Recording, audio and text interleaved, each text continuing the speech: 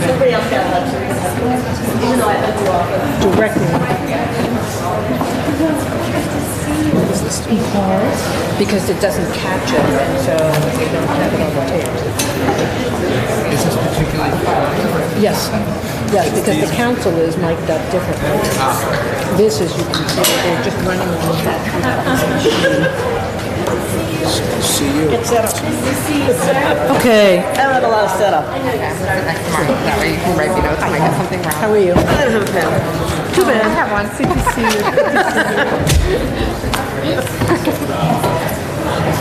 Okay.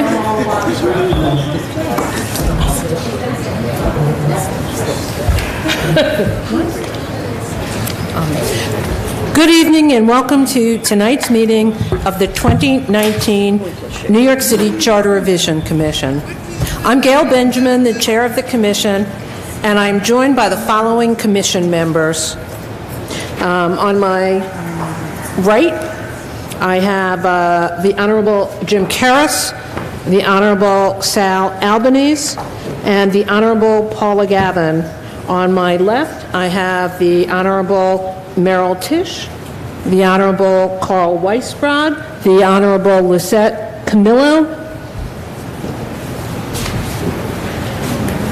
and I have seen the Honorable Steve Fiella and Ed Cordero, but they are absent without leave at the moment. And here we have the Honorable Steve Fiella. Wave, Steve. And Mr. Cordero is here, but he is shortly behind Mr. Fiella, and he will be entering the room. With those members present, we have a quorum. Even without Mr. Cordero, we have a quorum. Before we begin, I will entertain a motion to adopt the minutes of the Commission's meeting on March 7th at City Hall, a copy of which has been provided to all of the Commissioners. Do I hear a motion? Second? Second. Discussion? All those in favor? Aye. Opposed? The motion carries. Today we'll continue the Commission's, and we have Mr. Cordero right here. We will continue the Commission's series of expert forums on the focus areas we adopted in January. This evening, we are privileged to be joined by a distinguished set of panelists put together in consultation with my fellow commissioners who have generously agreed to speak to us about the very important topic of finance. The budget is one of the most important policy document tools the city has, and we have received many proposals aimed at increasing transparency and accountability in the budget process. Similarly, we have heard from many people about the need to improve the city's procurement process, in particular, the need to speed up payments to contractors that can currently take an extremely long time.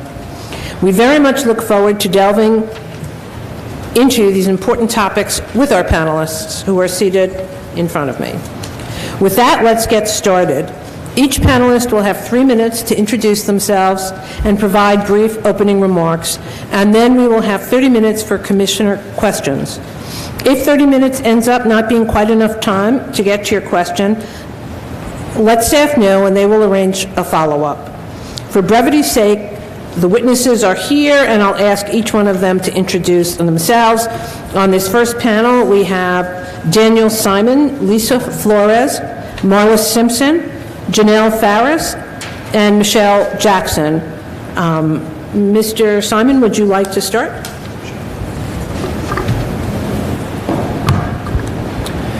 Good evening, Commissioners. My name is Dan Simon, and I am the Acting Director of the Mayor's Office of Contract Services and City's Chief Procurement Officer. Thank you for inviting me to share my views on procurement reform. As I have publicly shared in the past, including at Council Committee hearings, I agree that New York City procurement must be overhauled. I am glad that this matter is receiving the level of attention it deserves by the Commission and various stakeholder groups. My firsthand experience as both a beneficiary of and leader in procurement for well over a decade reinforces the need for the changes I am now charged to implement using best-in-class technology and bold process reforms. I have overseen programs at a city agency, served on its executive leadership team, and held the position of agency chief contracting officer before moving on to citywide transformation projects. Reliance on paper, a patchwork of siloed agency systems, and a sometimes necessarily risk-averse culture combine to limit achievable results. We have, however, been able to show successful results with reforms brought about through HHS Accelerator, reducing paper and cost by moving RFP management online and lowering review times for invoices drastically. We are also seeing the results achieved through Phase 1 of Passport. Cycle times for vendors filing required disclosure data has gone from 1 month down to hours. Because agencies are now on a shared platform for their work, responsibility determinations now take roughly 8 days, when they typically took 6 to 7 weeks before Passport. And we're not done. We are moving full steam ahead through the remaining phases of Passport, which will bring online the full end-to-end procurement process for all industries, establishing groundbreaking transparency into the process and transaction status for everyone involved. To truly solve our decades-old procurement issues, we need radical new thinking and modern tools that enable transparency among stakeholders, easy access to actionable data for agency leadership, and a predictable, efficient set of clear processes for everyone. We are actively engaged in conceptual design for the most comprehensive phase of the procurement transformation efforts, which will be implemented through Passport next March. The transparency we will create will bring speed and establish new baselines for what to expect from procurement. We have seen results from this approach. With an end-to-end process captured in quality change management to drive adoption, we will achieve our shared goals. Thanks. Thank you very much, Mr. Simon. Next, we have Ms. Flores. Thank you. Thank you to the members of the Charter Revision Commission for the opportunity to submit testimony and answer Darling, questions. you're going to have to speak up. Louder? Yes. Or maybe just stick to the mic. Try again, honey. Can you hear me? Yes. Definitely. Perfect. Verizon.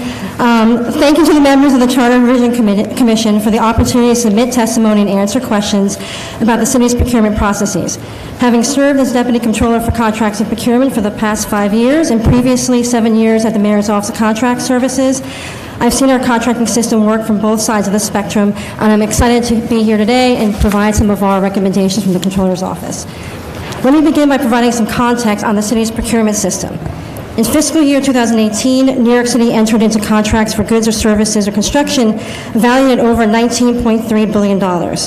Despite the critical role procurement plays in keeping the city running, the procurement system can be notoriously slow, bureaucratic, and opaque.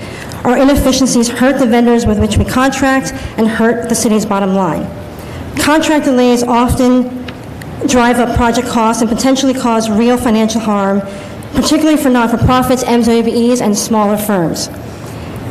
Vendors end up passing those costs right back to us, as expenses increase over the life of a project or before a project even starts by submitting an inflated cost estimate to the city in anticipation of a protracted contract registration process. The city is well aware of the procurement problems, and as Dan mentioned, they're working really hard to streamline the process and solve and address the inefficiencies with a new system, Passport. However, if the system does not include accountability and transparency measures, we will not get to the heart of the problem. The exceedingly long amount of time it takes to solicit, award, negotiate, execute, review, and submit a contract for registration, and the lack of visibility the vendors have and the public. Currently, there are no timelines for the numerous city agencies involved in the contract oversight process to complete their work.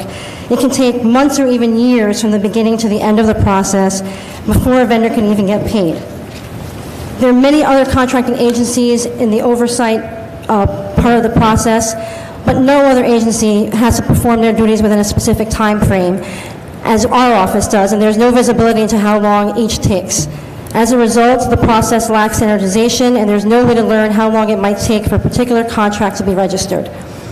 We've documented this problem in recent reports. In FY18, 96% of the contracts registered by our office were registered within the initial 30-day review window.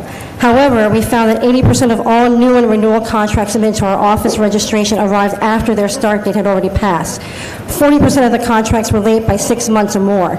When looking at human service contracts, a sector that's particularly hard hit by contract delays, the number increased to 89%, with 52% of those contracts arriving for registration more than 6 months late.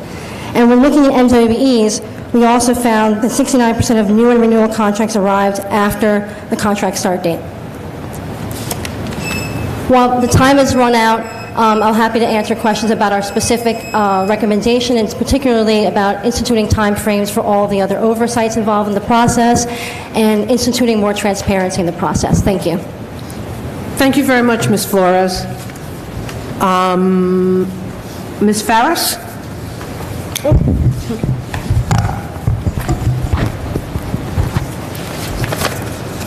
Is this good? Don't start the clock. Okay. Good afternoon. Thank you for this opportunity to speak to you, representatives of the 2019 Charter Revision Commission. My name is Janelle Farris, and I'm the Executive Director of Brooklyn Community Services. We were founded just after the Civil War and have been providing services for 153 years in New York City. We have always worked to support low-income children, families, and adults, including those with developmental disability and mental health concerns. We're funded primarily by city government contracts, and we have 30 different sites across the city and a staff of over 600 employees. We are challenged, as many of our brethren nonprofits are. You know, basic economic education teaches that the role of the nonprofit sector exists to primarily fill the gap between what for-profit organizations cannot do based on economic viability and what the government does not have the capacity to do due to limited resources. It's simple then to understand that leap between why so many of the services provided to low-income families and children are provided by nonprofits. And it's also no leap to understand why strong cities thrive when their nonprofit sector is strong. We've entered an era for nonprofits that is very dangerous. In the distant past, society looked at nonprofits as agencies that perform God's work. Money came freely from city, state, federal, and individuals because they understood the importance of giving.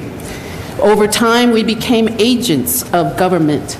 We became part of the entity that strove to fill this gap. Now we're considered businesses. And that is in many degrees, a great outcome. It's important that we prove our worth. But the challenge is that the sector is not looked at as a business. We're underfunded. We are asked to do more with less, to work on contracts that pay less than the cost of doing business, to do business that produces data to demonstrate our results. And the effect of the current environment is one that raises a red flag.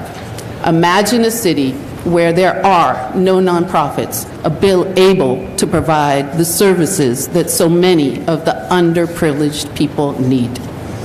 This charter is not an entity that is designed to set salaries, but it is an entity that is designed to demonstrate that the city has a concerted effort and to demonstrate the willingness of the city to support the sector that enables it to thrive. I'm happy to answer questions afterwards, and I thank you for this opportunity. Thank you very much, Ms. Farris. Ms. Jackson? Sorry, Marla. You're last. That's probably better. You named me in the middle on the first intro. I figured I was in the middle. Is it good? Is this on? All right, maybe I'll use this one. Thanks. This one's I'm used to. Good evening. My name is Michelle Jackson. I'm the Deputy Executive Director. You're going to have to put that put it really close. closer than you would want No it to one be. ever tells me I'm quiet. Okay, perfect. So I'm Michelle Jackson. I'm the Deputy Executive Director for the Human Services Council. We're a membership organization comprised of about 170 human services organizations in New York City, and we represent our members on city and state issues, including procurement. I want to thank you for this opportunity to testify, and also thank you for your service in doing this. This is really in the weeds stuff, and it's nice to be among peers who are procurement nerds, as we like to call ourselves. So thank you for that. My recommendations are really clear in my testimony, and there's a lot in my testimony. I think some of it's been touched upon, so I'll just I will summarize. I also want to talk about why the procurement reform that we've listed in our recommendations matters, particularly human services. $6.5 billion is spent by the city on human services every year, and on top of that, we leverage state, federal, private giving, and philanthropic dollars. We're an economic engine. Thank you. I appreciate that. The sector nationally is larger than the airline industry, and yet we do not treat nonprofits the same way we treat airline executives. 89%, as Lisa demonstrated in the Comptroller's report, 89% of our contracts are registered late, slightly less than that if you account for discretionary. What are the consequences of that? Our organizations take out lines of credit that they cannot reimburse those expenses for. Some of my providers have reported $100,000, $60,000 a year that they pay on lines of credit when their contracts are registered late. That's money that does not go to services. Instead, it goes to bankers and to pay these fees. We have organizations who are owed millions of dollars at any one point. We have a couple of organizations who are owed $40 million on their city contracts, which seems crazy, but it's true. The sector is an economic engine, and we all lose when we take money out of services, when we have executive directors who are trying to track down contracts instead of providing services.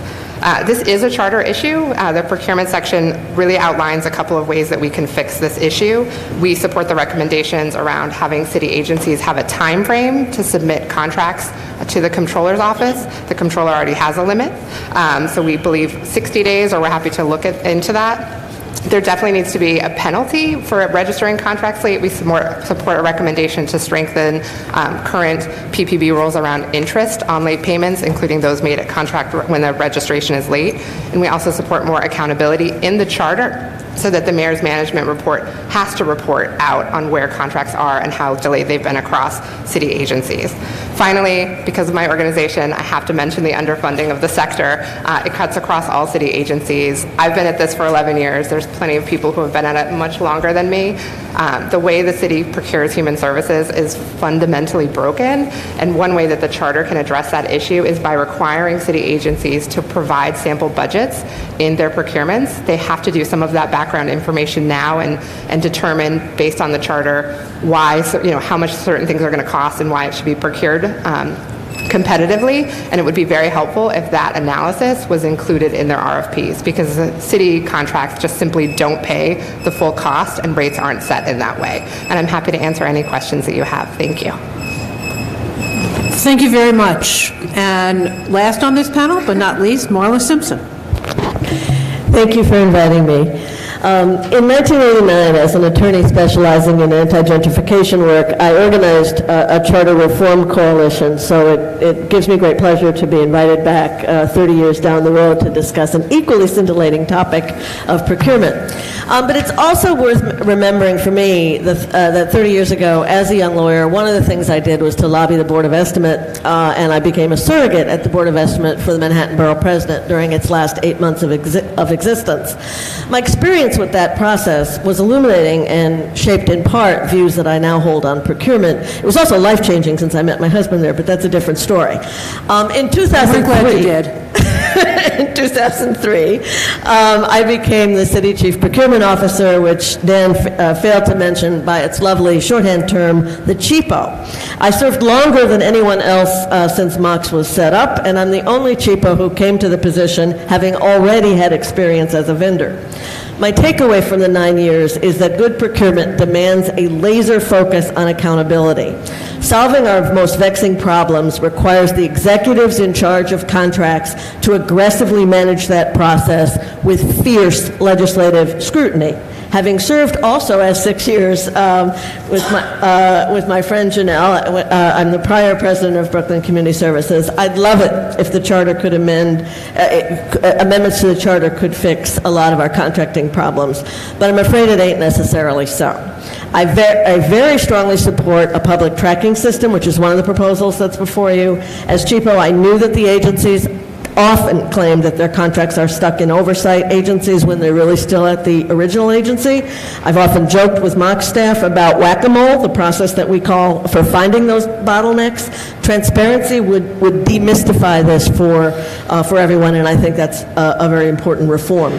I'm afraid that interest on payments and penalties will not solve the problem. Just from a practical standpoint, I remember many instances where you're trying to make a July payroll, you got a $500,000 payroll that you're trying to make in July, and you've got a $100,000 contract that's not coming to you on time. Paying me $232 of interest in October is not going to solve that problem. And I don't know that penalties can be invented that will actually address it. I think that transparency and sunlight is actually a much more important cure, and I think there are some other ideas that we could discuss during Q&A. Turning to some of the other proposals, I actually don't think oversight timeframes, I think that that's an impractical idea because oversight is not a linear process. It's interactive. If MOX finds a scoring error in an RFP, the winning vendor changes and the work in the other oversights also has to pivot and restart in many cases. Again, I think having a public transparency system to shame agencies into better behavior is probably a better solution. Similarly, as part of Comptroller Stringer's transition team, I advocated very strongly for strategic use of the existing audit powers as well as expanded efforts to directly engage vendors, to draw problems to before registration. But I remain convinced that accountability in the mayoralty is the significant touchstone of the 1989 Charter and should be continued. Thank you very much. And now I open the floor for questions. Honorable Stephen Fiella, followed by Paula Gavin, followed by Sal Albanese, followed by Lucette.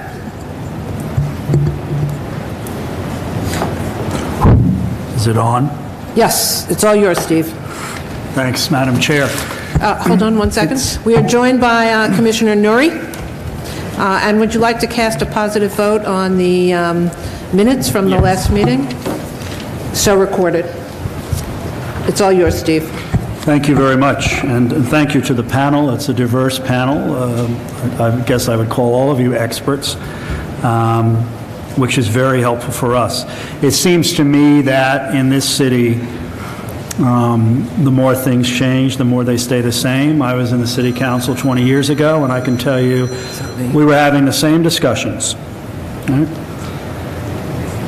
I suspect the situation since that time has become more and more frustrating, and my questions relate specifically to those areas of vendor contracts that deal with social service duties that the city has devolved to these not-for-profit entities, whether they be Catholic Charities or the Council of Jewish Organizations or a host of the thousands of smaller shops that provide a myriad of services.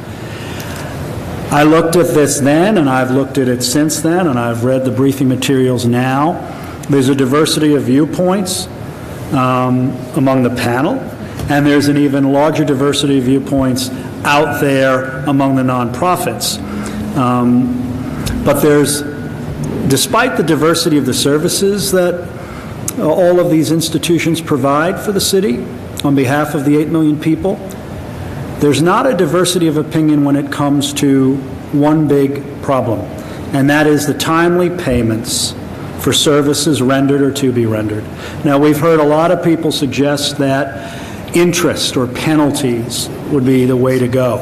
And I've had a lot of experts tell me that's not the way to go. I'm disinclined, quite frankly, both as an official and a taxpayer. But that doesn't mean we can't find another vehicle. Is there any thought amongst you about other avenues that exist to recognize that we live in an imperfect world. Our contracting processes are imperfect right now. They're probably going to remain a little bit imperfect, notwithstanding all of the reforms that have taken place and all of the good things that are about to come.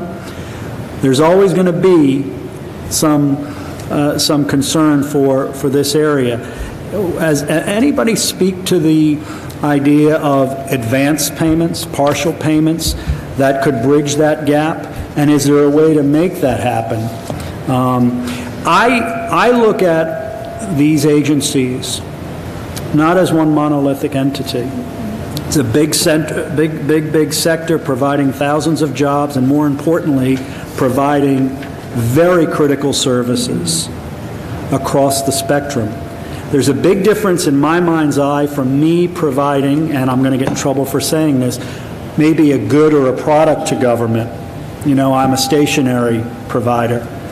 There's a distinction with a difference between those types of services or those types of vendors and Catholic Charities, Council of Jewish Organizations, and again, all of those others. The latter group are our day-to-day partners, right? It's a little bit different from just having a profit motive to come in and sell goods to the government. How do we reconcile this issue and at least take care of the partners as opposed to those traditional vendors that we think of? How do we make sure that services are going to be delivered among those groups? How can we ensure that there's some mechanism in existing law and under the existing construct that doesn't require a big charter amendment, and just get a group like Catholic Charities or the Council among the Jewish organizations, get the money to them so that they could provide the services that they're providing on behalf of us? Okay, thank you. I will say one thing. I think the city has moved to a much more liberal policy on advance payments up front at the beginning of a contract. The problem behind that policy, and I think it's a great one that came out of the resiliency work that has been done by HSC and City Hall, but you can't make an advance payment on a contract that isn't registered. It's not legal. There's no mechanism that can be created to do it. It's been quite a while since the city increased the size of the loan fund that does exist and that does support unregistered contract vendors. To your point about how it's different from other private sector vendors versus human services vendors, the biggest difference, and I can tell you this from experience, is that if a private vendor, a supplier of goods or construction isn't paid, they stop. They just stop. And then the city has to figure out what it's going to do to get that moving again. Now, with human services, because we care about our clients and because we have large staffs that are already employed to deliver that program and we don't want to lay them off, getting to July and having the contract lapse is not an option. You can't just stop. There are circumstances, and I remember having such an issue with Dan's old agency at one point when we were starting up a large Cornerstone program for DYCD. You can negotiate to say, well, wait a minute, I'm not going to start on July 1st full tilt when you can't give me a registered contract till September. I'll put a bare bones staff there. I'll still comply with my contract mandates, but no, I'm not going to spend $1 million until you get me. And I think it's hard for nonprofits. We think of ourselves as being, and I still say we, even though I've left BCS, but we think of ourselves as the safety net that's supporting our clients, and we don't want to threaten to walk away. And that's a big piece of it. You're absolutely right, and I feel very strongly that interest is a problematic solution. It comes out of the budget of the agency. It's going to come out of services. It's going to come out of tax dollars. And it's not enough money to matter, and it doesn't get to you at a time when you need it. And frankly, if there's an individual employee that's behind the problem, it's not penalizing them. So all in all, I really want to illustrate why Sunlight works. And I'll illustrate it in a circumstance where I wasn't able to do full Sunlight. When we built the city's internal tracking system for procurement, I wanted to add scope to it then that would ultimately have allowed us to open it so that the public could see where contracts were. Not every agency in city government shared my enthusiasm for transparency, so I lost that fight internally in the administration. However, I used a version of that. Once we had a tracking system that allowed us to see where contracts were internally, I developed a shaming process for agencies in the human services arena, and I sent weekly and sometimes bi-weekly lists to the deputy mayors, saying to them, comparing the performance of one agency to another and saying this one is on track to get 70% of their July 1 contracts registered at time, and this one is only on track to do 40%, and I would give examples of what organizations were caught up in that. And that's a really powerful tool. I had commissioners calling me to beg me to not put them in the weekly transmittal. I had people finally focusing on what it was that they needed to do. And doing that in a public setting, where if you actually had a public transparency and advocates like HSC could see where the contracts were stalled, I think that would have an enormous impact in getting it to move quicker.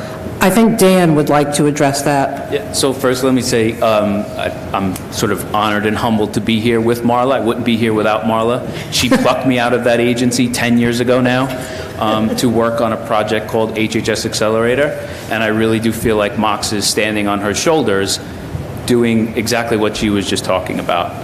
I remember receiving those shaming emails, and it worked, no doubt about it. And that, in a sense, though, maybe just pulling the shame out of it, the sunlight is what we're working on with the passport system. There's no reason why city agencies, oversights, and vendors should be well aware of all of the steps in the procurement process, whether 5, 15, or 50. They should know where they are, where they stand, and that process should be predictable for vendors. That, I think, will create a lot of speed, and that's what we're focused on. I just want to echo what Marla had to say.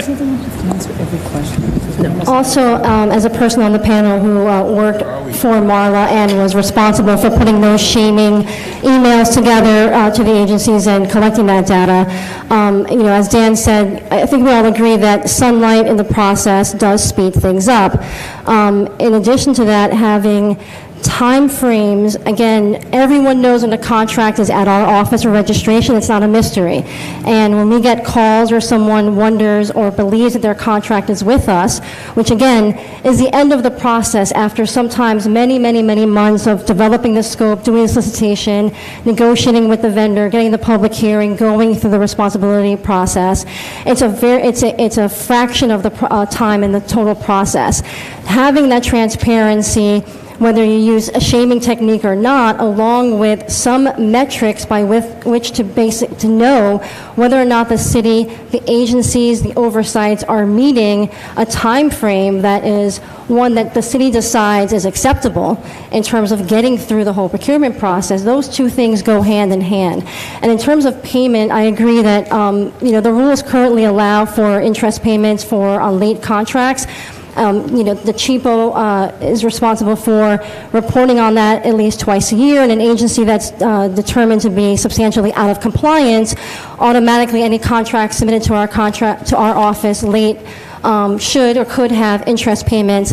But you don't want everyone running around spending all their time trying to track down interest payments, and to Marla's point, that may not end up really making a dent in what the problem is, right? Which is having the constant cash flow to continue the program at 100% and not have to limit services because you're not getting paid and you don't know when you will get paid. I think the procurement process after registration in terms of invoicing, having the invoicing process also be electronic, which I know Mox is built into the scope of services for their passport program, and having that also, again, at a high level, metrics available to the public, when everyone can see where something is or isn't, everyone knows who to go to make things move faster, right? It shouldn't be some secret process where an agency gets an invoice, it's in the mail room. By the time someone gets it out of the mail room, stamps it, and determines that, weeks after asking questions that it's been accepted,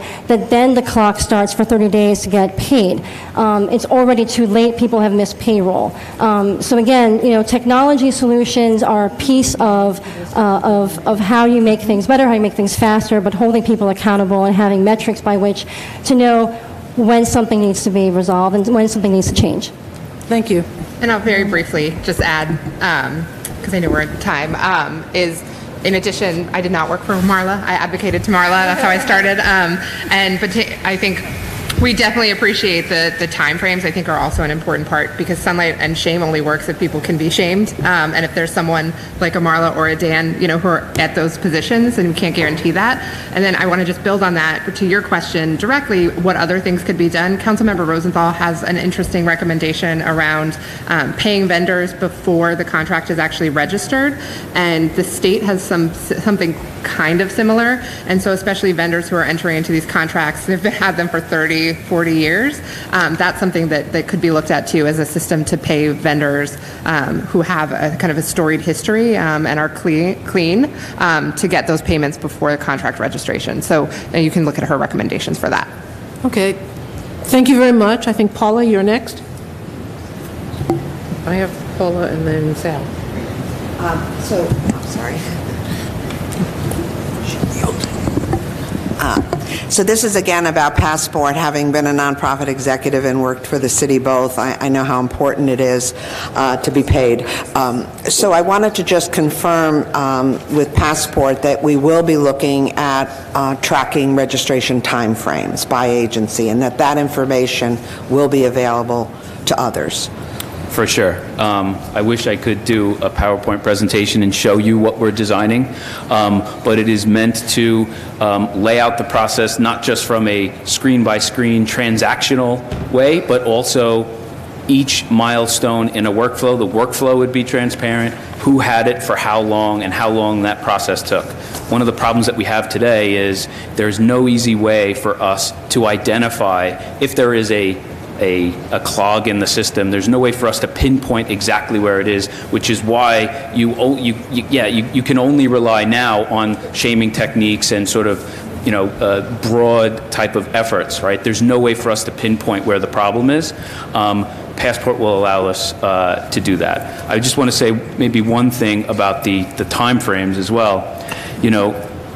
What I don't want to do is start with an arbitrary time frame when we don't know how fast it can be, right? Responsibility determinations before Passport, and just to be clear, Passport's already live with Release 1, Release 2 in a few weeks. Release 3 will be the big end-to-end process next year. But we've already seen things that take 6 and 7 weeks reduced to days. We've seen the Vendex process, for those who know what Vendex is, that's all gone and is now online, right? It used to take about a month for us to get that data into the system, is now down to hours for most vendors. And so we're focused on bringing speed and efficiency to every piece of the process, and when we have a full end-to-end process, we think that things will be much quicker. But the surefire way to make sure that something takes 30 days is to put a 30-day clock on it, right? What about if it could take 1 or 2 days, right? That's what we want to achieve. We don't want to set the boundaries too high before we're able to have a system that could manage this work. Thank you. Thank you. Sal? Good evening. The recommendations are all great. I think we're moving in the right direction, although as Commissioner Fiala pointed out, this has been a discussion that's been ongoing for years and years. But transparency and speed and efficiency so important, and many of the recommendations are excellent. I have a different concern, especially as it relates to OTPS contracts. We saw what happened with City Time under the Bloomberg administration, where there was tremendous inefficiencies, corruption, and all kinds of problems. The police department, for example, lets contracts for technology on a regular basis, spending a ton of money, and some of those tools may be effective, some may be not effective. The question I have is, how do we air out these large OTPS contracts so we can figure out if we need them, are they effective, do we need a city council oversight hearing before we enter into these contracts, before the vendor is finally selected? I raised that with either the controller's office or the procurement office. I think there are lots of ways that the city can get a handle on first deciding whether or not to move forward with a contract in the IT or IT-related area. There's opportunity to, perhaps with the charter of the PBB, allow for more testing of IT solutions prior to entering into a very long-term, expensive contract. So have some threshold that everyone is comfortable with that, doesn't have too much risk, where for a short period of time you can test a solution and see if it achieves some of the outcomes before you do a 10-year contract for, $100 million. But some of what you're getting at, which I think will come up in the next panel, is about how the budget is tracked and how projects are tracked against contracts and budget codes, right? So you can do a very large project for city time or for any IT solution, even for a construction project. And for instance, on the capitally eligible, capitally funded projects, there might be one or two capital codes or multiple codes that end up translating into 10, 20, 30 contracts. And there's really not an efficient, easy way in electronic format that you can data mine easily to continue an oversight of how much was the project originally budgeted for, how much is it over budget at 3 months in, a year in, how much is it over budget and how much is it over its original timeline. So some of what your concerns are need to go hand in hand with sort of transforming the way that the budget is tracked in the city's financial management system, which I believe will be talked about in more detail in the next panel. What I'm saying is, an agency decides they want to advance this major OTPS contract, right? Does anyone at City Hall, is there any kind of oversight over that agency to see if that's really needed, or is there any oversight over the vendor who's selected for that?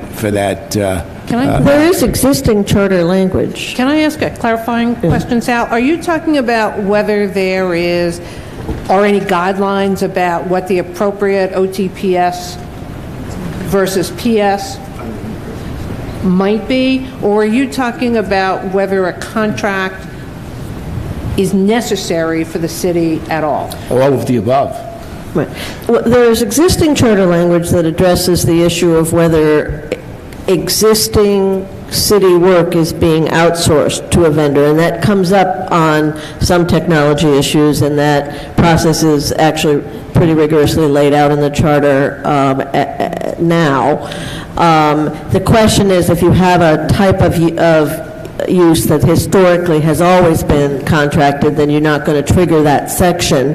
There are evaluations that get done prior to deciding to go for a contract, but quite frankly, one of the issues that I think shapes the difficulty the city has with technology in particular is that we are hamstrung by state law in a very restricted procurement environment relative to what the state itself is allowed to do.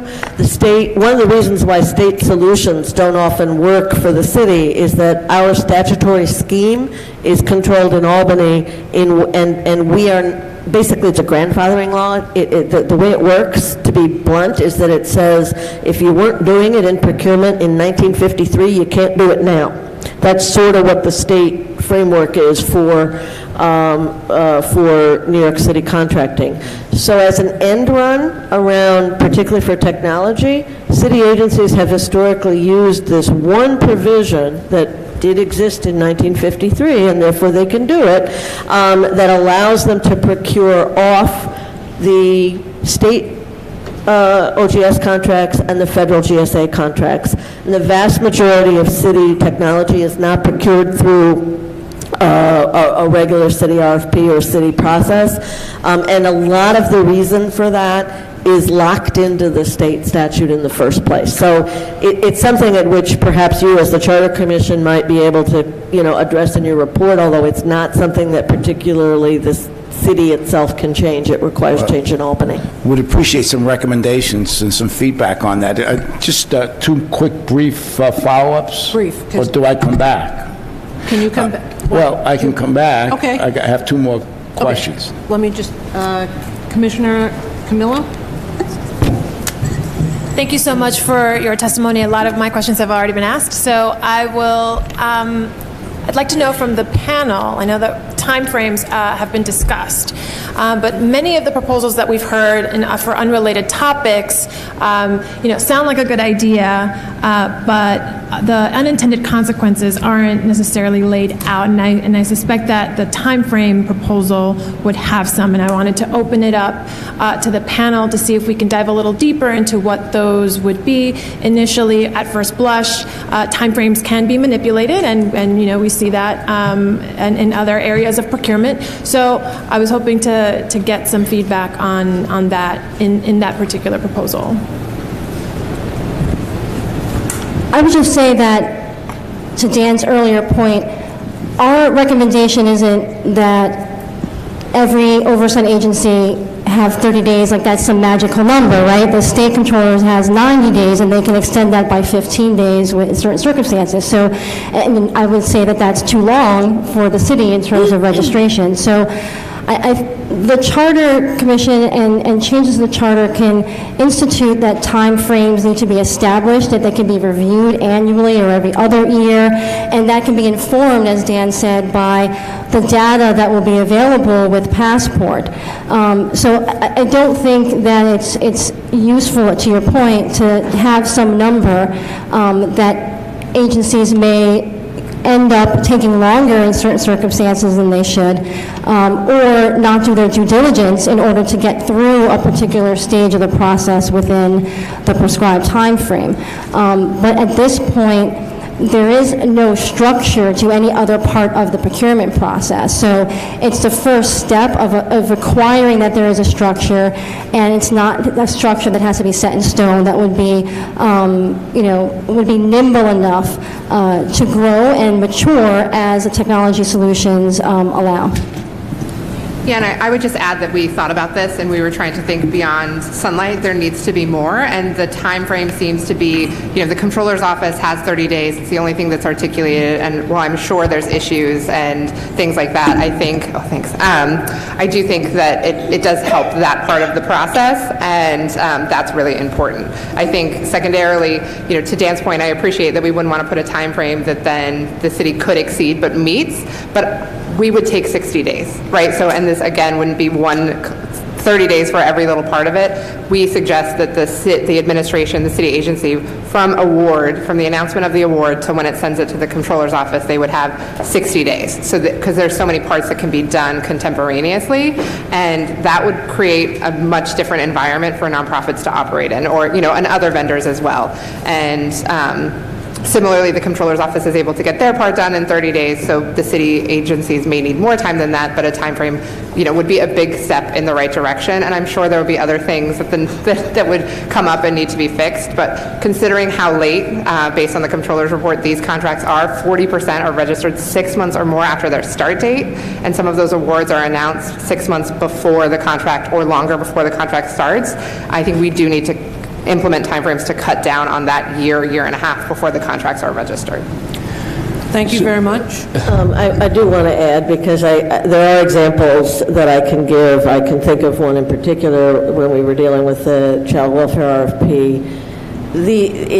30 days doesn't, or 60 days, pick a number, it's not a one-size-fits-all. You have vendors who are coming through this process who are incredibly fragile. Doesn't mean that we don't want to do business with them, but there are vendors that will have major issues on the integrity side, or serious financial viability issues having nothing to do with whether their contracts are paid. And then there are vendors that have had historical, 30, 40 years of uninterrupted, well-regarded business with the city, and the oversight that it takes to get each of those, and you've got RFPs that are coming with 500 awards, and the oversight that it takes to get each one of them through the process has to be calibrated to what the chore is, and which is part of why, again, I agree with Dan that we want to really look at it for a while before we start trying to willy-nilly pick a number, because, again, that will be manipulated. If it measures from the time of award, well, the only solution in that situation will be for the agency to delay the award announcement as long as they possibly can, while doing the groundwork to see if their potential awardee is okay. And I don't think that solution. And again, it's not at all comparable to what the controller has a much more focused role. It's not the business terms. It's not the controller is looking to see if there's money in the budget and if there's corruption, and that is a different task. And I would just add that I think the timeframes would be a poor managerial operational choice, because the deadline on those timeframes cause a dynamic between the person on one side and the other of that time frame to not work collaboratively with one another. The time frame, I mean, I think I wouldn't be too far off to say that at times the controller's relationship with agencies in the contract registration process can border on dysfunctional, where the 30-day clock is used as leverage to get certain information, and if not, then the contract gets rejected. That is no way for agencies and oversights and vendors to collaborate. I could imagine scenarios where the process is whoever's fault it is, it's prolonged, we're up against that deadline, and now the agency might kick it back to the vendor over some problem in the minutia of that contract. There's an I not dotted or a T not crossed, and it gets returned. I don't want folks that are supposed to work together to have these artificial barriers and walls amongst each other to try and throw these things over, and I just think that would be a terrible choice. Thank you. Dr. Tisch? So my question is a little bit different. I don't know what the number is, but it seems to be clear that the city, through all of its agencies, is spending an awful lot of money on consultants across the board. And I am just really curious, as we talk about procurement, transparency, sunlight, what is it that we are doing to ensure the integrity of the contracting process, particularly as it relates to the hiring of consultants and their contracts? And does anyone keep track of agencies, consultants, and those contracts now?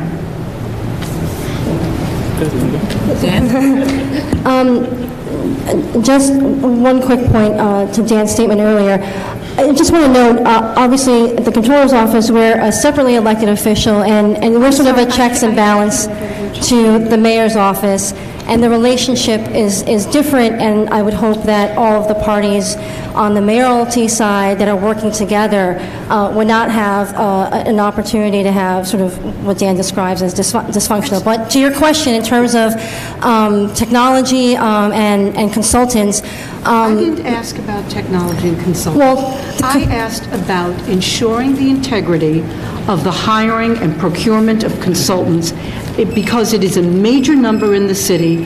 It is growing every day, agency by agency, and every time there is coverage of procurement and consultants, it seems to be a bad story. So I would say that from our perspective, we see, unlike the mayor's office, we see all of the contracts that are entered into for consultants that are not connected necessarily to a larger contract for a project. So what are typically called body shop contracts. As Marla mentioned earlier, many of those consultants are purchased off of or entered into agreements off of the state's OGS contracts. We see a lot of problems in those contracts. Oftentimes, agencies do what appears to be a false competition to select a consultant that, if you look at their resume, they've been sitting at that agency for 10, 15, 20 years, working at that project, but at different vendors. And oftentimes, when they do that, what appears to be a false competition, those vendors also end up costing more than a vendor who may not have been sitting there for 10 years than who they choose. There are systems in place, as Marla mentioned, Local Law 63 and contracting out, where they're supposed to get at some of this, analysis before an agency contracts out for something that could be a displacement or could be addressed by hiring city staff. But it definitely is constantly increasing, constantly for more money, and many times to vendors and to individuals who are not MWEs. So, I don't have, obviously I'm sure the mayoralty has ideas of solutions, but it's something, you bring up a good point, that really should be addressed outside of just the pressures on the nonprofit sector.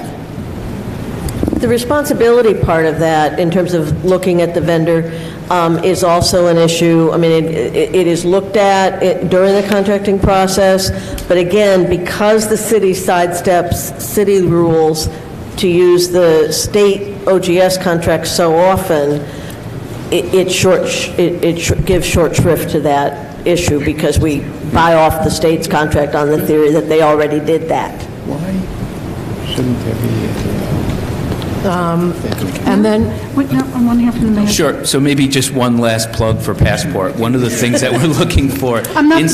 I know. I really want to stay on this consultancy. Yeah, that's because the agencies that I worked with, hand in hand for years, really were hiring consultants after consultants, and no one was keeping track of it. And the costs were ballooning.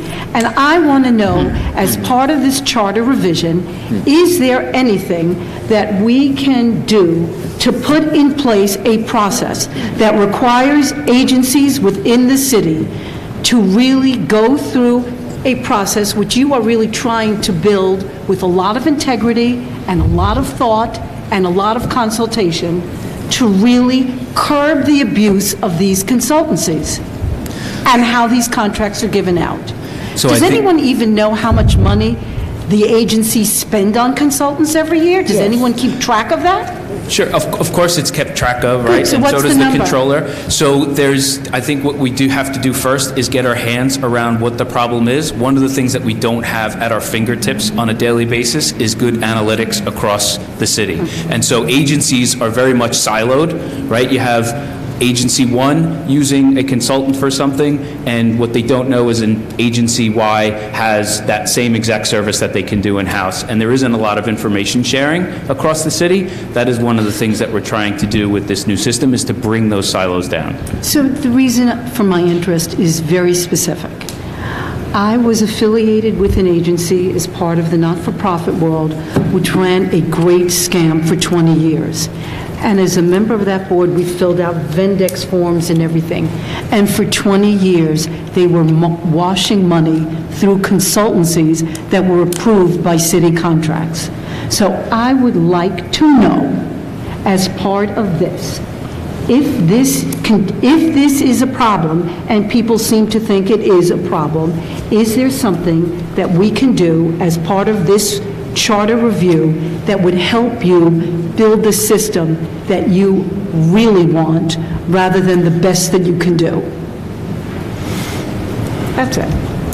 Yeah, I would just add that in addition to contracting for consultants, again, to your point specifically, what can the charter look at, again, in the next panel?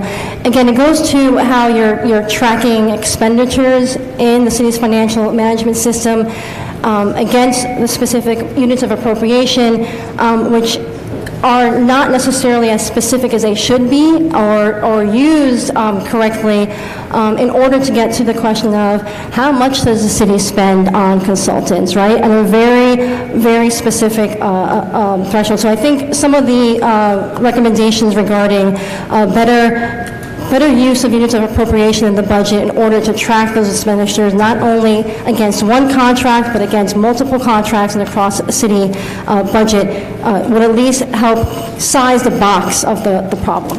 Thank you. That's very helpful. Thank you. Carl, and then Sal, and then Jim, and then we're going to, we're running a little behind, so we need to. I'll try to be very quick, but I have, I guess, 4 quick questions. One, I don't quite understand, and I'll get them all out and then you can answer them all, why there's such a stark difference between the human services contracts delays and all other contract delays. I would think that the human services contracts, for the most part, are less complex than other contracts, but the difference in delays in registration is stark. That's one question.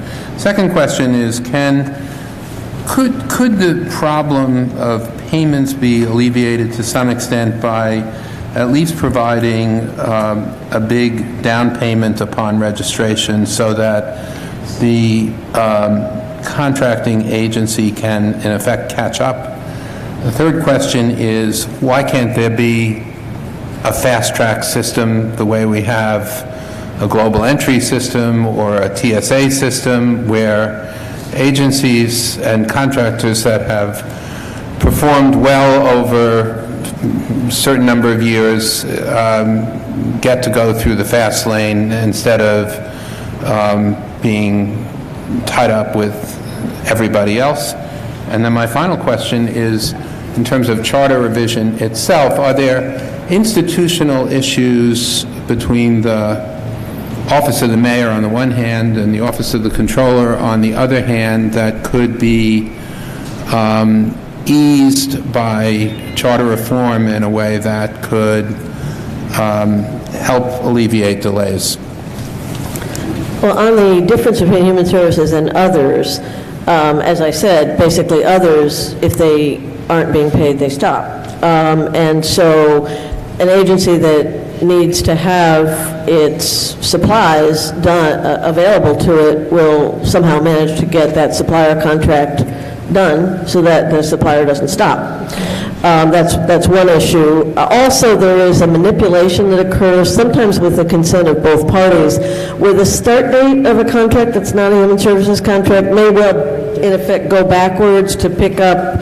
I mean, there are rules about when they can do that and how far back they can go, but sometimes they're quite deliberate. Construction is an example where this happens all the time, where the start date is months before the actual, what you and I would think of as the time when visible work is starting. And so it's a little deceptive to look at the start date and say, oh, that was a retroactive contract. How did they do that? It was a date chosen in negotiation between the parties, and it's a date that worked for both of them. Human services is essentially a part of government services being delivered through the vendor, and it has a staff and it has a payroll and everything that really needs to move. I don't know whether a fast track process would work. I think that's an interesting concept. There's has not been a provision for that in the past, but that's why the human services number is as problematic as it is. So I see different industries complaining about very much the same problem that nonprofits do. You have construction vendors that have change orders that don't get paid for years. Not that we're going to be sympathetic necessarily in this forum to construction vendors, but they do experience some of the same things. In terms of advances and down payments, that's something we're doing. We instituted a policy last year that nonprofit contracts upon July 1st will get a 25% advance. So essentially for everything registered, right, we are issuing a 25% advance up front, and then we recoup those through invoices over the remainder of the year. Obviously the problem there is if the contract's not registered, we can't advance the money on it. But that policy is in place for contracts over and over. I think one of the big problems in the nonprofit sector, at least right now, is there was a flood of funding into the sector through cost of living adjustments, the raising of the minimum wage, funding the indirect rate to a floor of 10%. And so all of those things over the course of the past few years are all done through contract amendments, right? And think of, you have roughly 1,500 nonprofits with contracts in the city, 4,000 contracts, times that by the number of amendments, and that's how many amendments have had to be processed and registered over the past few years. In an already inefficient system, right, that we fully acknowledge has problems, that causes a logjam. And that is part of what we're going through right now on the nonprofit side. In terms of fast track, so I think one of the things that we're doing is doing some sharing of work in the vetting process. And so what Passport Release 1 has allowed us to do is if CAMBA or BCS, if DYCD does a contract with BCS and does a responsibility determination, that information is available to ACS and HRA and DHS if they go to contract with BCS. That was not the case. Everyone sort of did their own work, started from scratch, and now all of the agencies are able to leverage the work that other agencies have done on that particular vendor. We've also agreed, this is very in the weeds, but we've agreed with DOI on being able to leverage what they call the vendor name check. And so they're doing checks on contracts and awards for us. They submit a memo to us. That memo is now leverageable by any agency that goes to contract with that vendor. That's something new that we've done. And that's sped up the process for responsibility determinations. That was the 6 weeks down to about 8 days right now. And in terms of the mayor and controller, Lisa and I share, I think, a very good relationship. We work well together, but I think the dynamic between them and agencies and us sometimes in between, not in between, I don't know how to fix that necessarily, and I don't know that the charter is the solution here, but I would love to have the controller's office working in the system, right, where those contracts and those procurement processes that they have oversight over are. I would love to see them working within the system, and I think Lisa will respond to that. Can I just say, just in terms of that, I assume there's good working relationships. Sometimes there aren't good working relationships, and a lot of what you've all talked about are procedural improvements, and we are a charter commission, so what I guess we're trying to drive at is, are there charter changes that institutionally transcends individual working relationships that would make the process work better? That's all. I'm not asking you to respond. I'm just saying this is not a matter of personalities or current office holders. Well, I'm not going to answer that question, but I am going to just say, and hats off to the Resiliency Committee. This is the first year, July 1, where the advances on our contracts enable us to have a very smooth start. I am grateful, and I thank you for all the work you did to make that happen.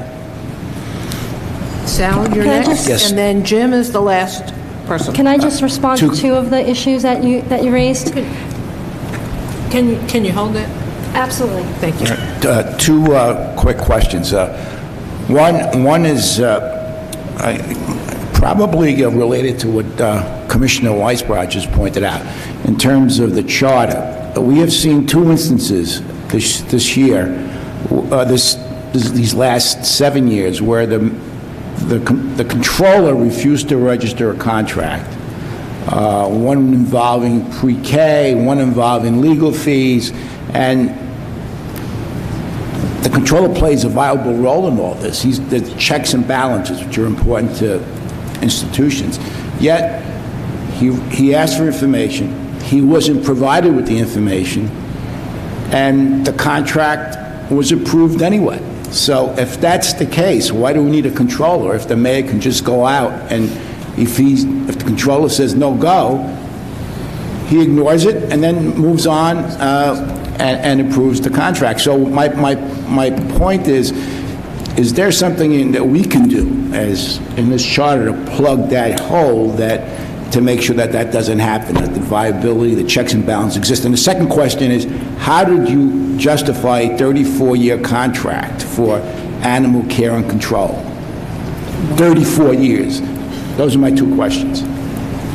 I'm not going to, I'm sure that Dan will answer the 34-year contract question. In terms of the dynamic between the Comptroller's Office and the Mayor's Office, I mean, this is an issue that not only the 1989 Charter Revision Commission dealt with, but in the 1974 Charter Commission as well. There's always been, for many years, this dynamic, and it's exactly for what you mentioned. There needs to be a separate elected official that is checks and balances, making sure, rooting out waste and fraud. But the 1989 Charter Commission revision, rightly so, when they abolished the Board of Estimate, made the mayor strictly accountable and responsible for procurement. So there, I don't think there needs to be any plug that would eliminate the ability for the city to, once they've heard the Comptroller's Office's concerns, to then move forward with that contract. Because again, they're accountable, they're the ones who make the decision whether or not to move forward with the contract or not. So you're saying you're okay with that? Well, I think the structure that's in place now is the appropriate structure. I think with passport and more accountability into the process, many of the reasons we return contracts are things that are avoidable, right? The majority of the contracts that are rejected may be because an agency forgot to actually include the contract in the submission, something that we need. It may be we find many times where an agency has maybe done a computation error in the budget. In some cases, we found things like a $14 million budget error just in their analysis of the budget documents. But a lot of that, to Dan's point, should be corrected when you have a system that doesn't allow for all of that human error. And in those rare cases where we have questions about whether or not the contract was let appropriately in terms of possible corruption or integrity issues with the vendor, those are far and few between in the current structure. And that's really all we should be focusing on once we have an ability to eliminate those errors that happen now. The controller raised two very important issues. In the pre-K area, he said You're not talking into the mic. They were safety hazards. Yes. And the second area, he requested information whether the millions of dollars that were going to be awarded to a legal firm to pay for the legal fees. He asked the question was, what percentage of that work was governmental work and what percentage wasn't? And those are important questions. Those are public policy issues. And the mayor, and it could, this mayor and maybe the next mayor, whoever, it's not about the individuals, it's about the process, can just basically ignore these are macro issues. We're not talking about I agree, Sal, but I think Ms. Flores has answered as much as she's going to answer that question. I wasn't pleased with the answer, but that's You may okay. not be, but I think she has answered as she has answered. And Jim, it's all up to you now. The 34-year contract for ACC, 34-year contract. I don't have the specifics of the contract. I know of the contract that you're talking about. I mean, I can talk to DOHMH and get back to you with their justification for the length of time for that contract.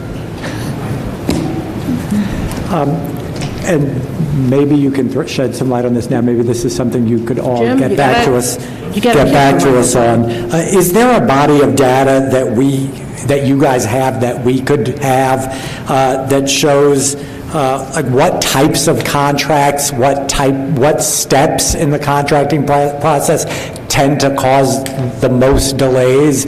I mean, sort of picking up on what Commissioner Washburn said, it seems that a contractor who has been providing the same or similar services for 20 years, that there shouldn't be delays in those contracts. So I guess I'm having a hard time understanding what exactly we're talking about when we talk about these delays. When do they occur? What step do they occur in? What types of contracts do they occur in? And without that information, I'm not sure what we can do.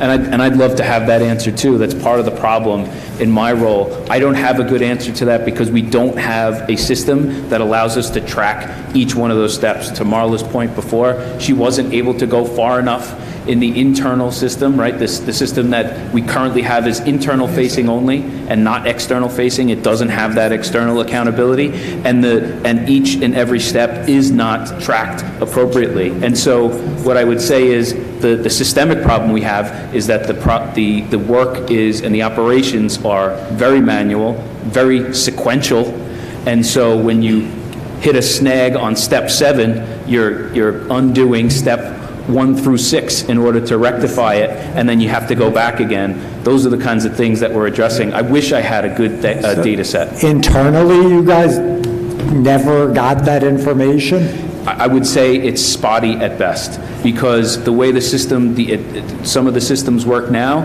is it doesn't trigger a start date when someone takes an action. The start date is what someone types in is the start date, right? So as you could imagine, that's not a very reliable source of the start of a process. The start of the process should be when I click start, and not a data entry issue. That's just one small example of really quick, these improvements that you're implementing, like where everyone can share the DOI check, and how long have we seen a measurable impact from those? Do the not-for-profit organizations think there's been measurable impact from those changes? They should answer that, but I don't think they would actually see that measurable difference. What we've seen is a process that used to take about 42 to 48 days is now down below 10. It's around 8 days. Shouldn't they see that? Well, so new. So the overall process, beginning to end, right, is still almost all manual, right? We're fixing piece by piece in a chronological way. Okay.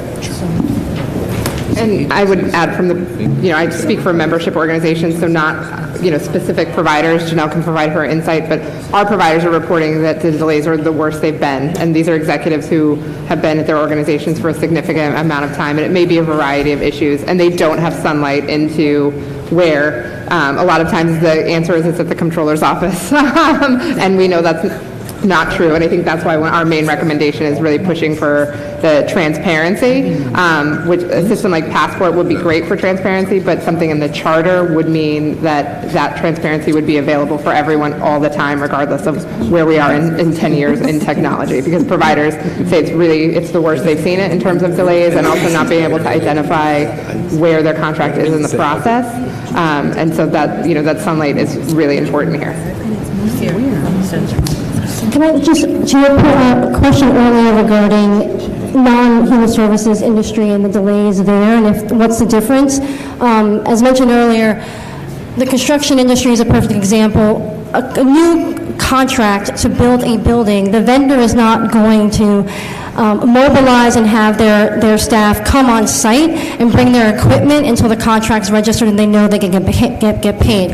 However, I don't want to leave tonight without noting that there are a large amount of contracts, especially existing contracts where there are changes to those contracts in construction, change orders specifically, where there are many delays. In some cases, we see over a year delay from when the vendor indicated that there was a problem that required a change order to when it came to our office. And sometimes those delays we've seen are not because of a procurement issue. It's because there are two contractors out there doing work on the same street for two different agencies, and no one talked to one another. One contractor started work, the other one has to do the work, and the administration wants that work to happen faster. So contractor A is told to stop work, in some cases over a year. So they have to demobilize. We pay for that demobilization. When contractor B finishes their work and the city tells contractor A to go back, then we have to pay them again to mobilize once again. And all of that, again, on the construction side, I don't want to lose sight of time, cost, money. And the construction industry right now is very hot in the city of New York, and we are not the hottest game in town. Vendors who can do the work the best and for the best price, and we get the best value for our city taxpayer funds, are not bidding on city work because they know it takes too long. And it isn't a best value contract because state law doesn't let it be in construction. Okay, thank you very much. I'd like to thank this panel for being here and sharing your perspectives, and I hope that if you have additional thoughts or proposals for us or further explanations for us, that you will get back to us. You know where we live and how to get in touch with us, and I would like to let you know of my appreciation for all that you've done so far and for what you've shared with us. Thank you so much. Thank you. We will now move on to our second panel. for which we'll be joined by Francesco Brindisi, Chuck Brisky, Preston Niblock, George Sweeting, John Kaufman, and Carol Kellerman.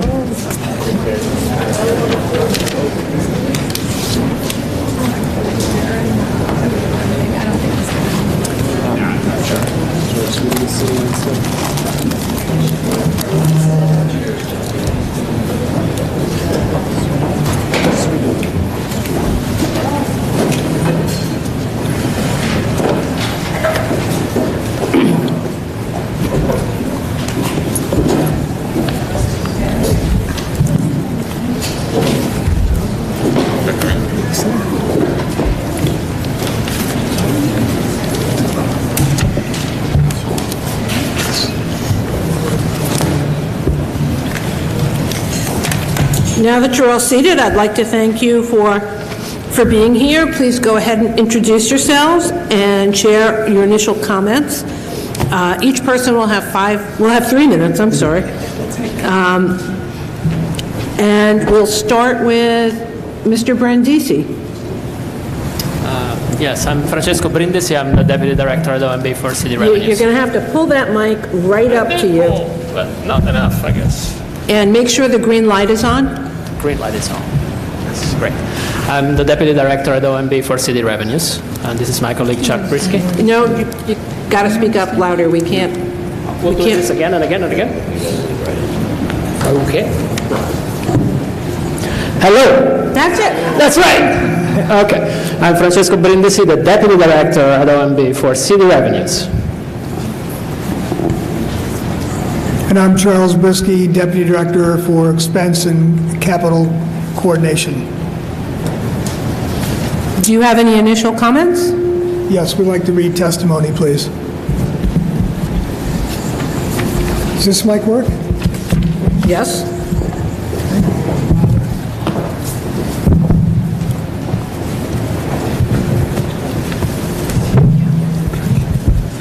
Thank you, members of the Charter Revision Commission, for inviting me to speak today. My name is Charles Brisky. I am the Deputy Director for Expense and Capital Budget Coordination for the Mayor's Office of Managing the Budget. I am joined by Francesco Brindisi, OMB's Deputy Director for City Revenues, Economics, and Policy. The Charter's Commission's proposals must be evaluated in light of the New York City's financial history and the potential impact on our fiscal stability. After the fiscal crisis of the 1970s, the state legislature passed the Financial Emergency Act to impose fiscal discipline on the city. The city followed by enacting changes to the charter that strengthened the role of the executive, yet maintained a balance of power between the mayor and the city council, in part that were intended to increase mayoral accountability. These changes are based on principles of sound fiscal management that have been proven over 40 years of practice and led to 39 consecutive balanced budgets. Fiscal monitors and rating agencies all agree. For example, last month, Moody's Investors increased our general obligation bond credit rating to AA1, their second highest level, citing strong governance, financial best practices, including conservative revenue forecasting, tested through periods of fiscal stress, and strong liquidity. Changing our fiscal discipline practices will cause unintended and perhaps adverse consequences. A good example is shifting responsibility for making the city's revenue forecasts. The mayor must be able to set realistic revenue estimates without negotiation. Because the mayor is legally responsible for balancing the budget and accountable to the citizens if vital services are not delivered, he must be responsible for the revenue forecast.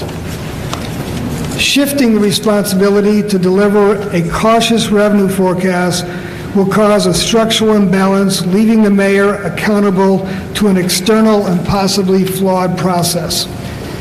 And the consequences are severe. For example, if the budget is imbalanced by even 1/10 of 1% at our current revenue and spending level, the city could lose control of its finances to the Financial Control Board under the Emergency Financial Act. By comparison, while many states have adopted consensus revenue estimates, they can change tax law and do not have the city's stringent budget and accounting standards. Also, altering the mayor's authority to impound city funds severely limits his ability to implement short-term fixes in response to the shortfalls. To conclude, I want to emphasize that the charter provisions governing the city's fiscal management have been tested over decades and have served us all well. Making fundamental changes now puts financial stability and progress at risk and will be critically received by both the fiscal monitors and rating agencies.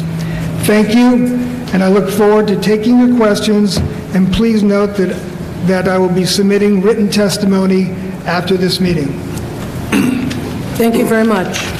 Mr. Brindisi, do you have your own comments? No. Okay. Preston? Thank you, Chair Benjamin and Commissioners. I'm Preston Niblack, Deputy City Controller for Budget. So I'm not submitting written testimony at this time. You all should have received a copy of this volume from the Controller's Office, which contains some specific proposals that we've made, many of which are echoed by the proposals that you are considering. But rather than get into a lot of specifics, let me take a step back and sort of address the point that Chuck just made and sort of what the broader goal is here of the Charter Revision Commission. I absolutely agree that the sort of fiscal regime that we have in place, the laws, the practices, the systems, the norms by which we have balanced and managed our budget process over the last 3+ decades has resulted in very strong fiscal management that has been a hallmark of the cities for all that time.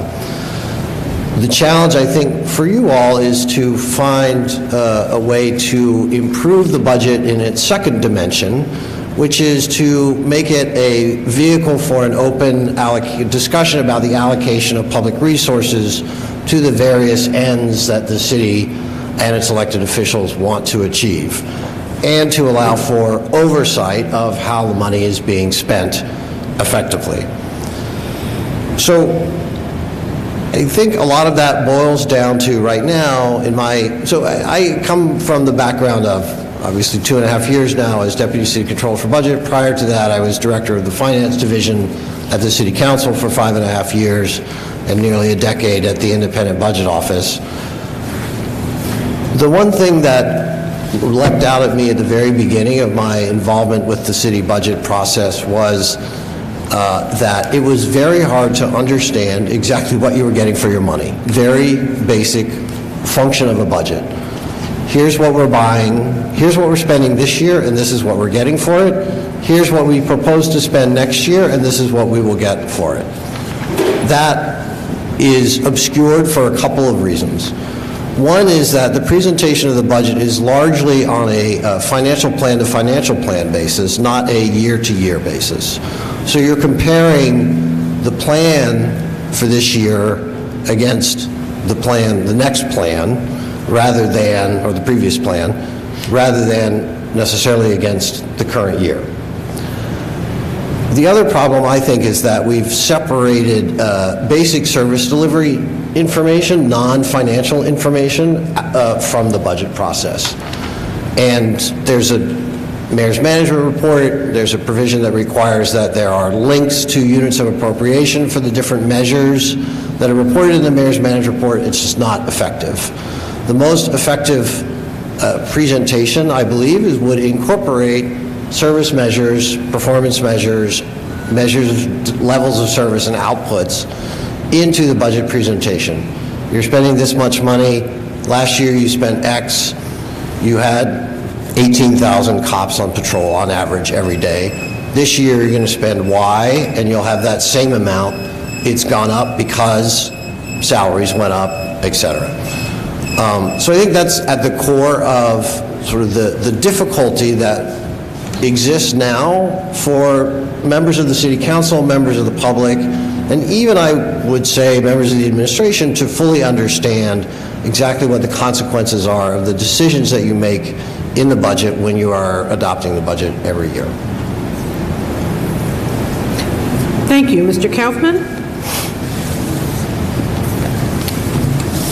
Hi, my name is John Kaufman. Since 2014, I've been the Chief Operating Officer at the Department of City Planning. Prior to taking this position, I had an extensive career in the private sector where I was a partner in a global management consulting firm where I focused on helping large corporations pursue performance improvement and organizational effectiveness opportunities. In my current role, I have a variety of responsibilities, but most relevant to today's panel is my direct supervision of 2 agency divisions essential to our collaboration with other agencies and citywide planning more generally. The first of these is a division called Planning Coordination. This division is responsible for helping disseminate city planning data, expertise, and tools to other agencies, planners, and the public at large. Some of you may be familiar with DCP's Community District Profile Portal, which is an online one-stop shop for the public to easily understand their community districts and city activity occurring within them. This site was created and maintained by Planning Coordination. In conjunction with OMB, Planning Coordination is also responsible for soliciting and synthesizing all 59 community board statement of needs and budget request submissions and sharing it effectively with the 29 agencies that get requests almost every year. The second division I oversee is our Capital Planning Division. In this administration, city planning has made substantial contributions to improving capital planning processes. Based on recommendations around capital planning I've seen from this charter review process, I wanted to share some of the city's normal capital planning practices. With a limit on time, let me highlight 5 areas of contributions and solid planning that the public may not be aware of is already taking place. Firstly, with our partners at OMB, we've revamped the 10-year capital strategy, which makes much more plain now the principles and priorities of how city capital agencies plan their capital investment. Previous editions did not do justice to the detailed coordination and consideration of relevant planning inputs in major capital agencies. Secondly, DCP now convenes a quarterly capital planning forum with the 6 largest capital agencies where we share planning practices, identify opportunities for coordination or cost synergies, and evaluate the portfolio of city investments in specific neighborhoods. Thirdly, we have dedicated capital planners that work within our borough teams and sister agencies to consider capital infrastructure investments needed in each of our neighborhood-wide studies, helping ensure that we financially plan for infrastructure and public amenities concurrent to the planning for additional growth and density. Fourthly, we've increased the effort in and frequency of recurring planning sessions with the 2 largest capital agencies, SCA and DEP, such that they're more easily able to plan for growth with the most current views on development and demographic trends. Lastly, among the many public data tools city planning has launched recently, we have several ones geared towards capital planners. One example of this is the aforementioned Community District Profiles. Another is the Facilities Explorer, which maps 36,000 public facilities or program sites across the 5 boroughs that are funded or licensed by the city, state, or federal government. With respect to the handful of proposals in front of the Charter Review Commission on the topic of capital planning, they do seem to intimate that we're not considering future growth while planning infrastructure. I can assure you there's a deep consideration of growth in every capital agency we work with, and they rely on city planning to be a strong partner in providing perspectives on that. I don't think additional charter mandates are going to lead to materially increased collaboration. Lastly, the notion that city planning should develop the budget instead of OMB is a little confusing. We are planners, not budgeters. We do look to strengthen our partnership with OMB to ensure we are planning collectively to meet each neighborhood's future needs, but feel we are best used as budget advisors rather than budget creators. I look forward to collaborating on any of this with the commissioners as helpful. Thank you very much. Dr. Kellerman?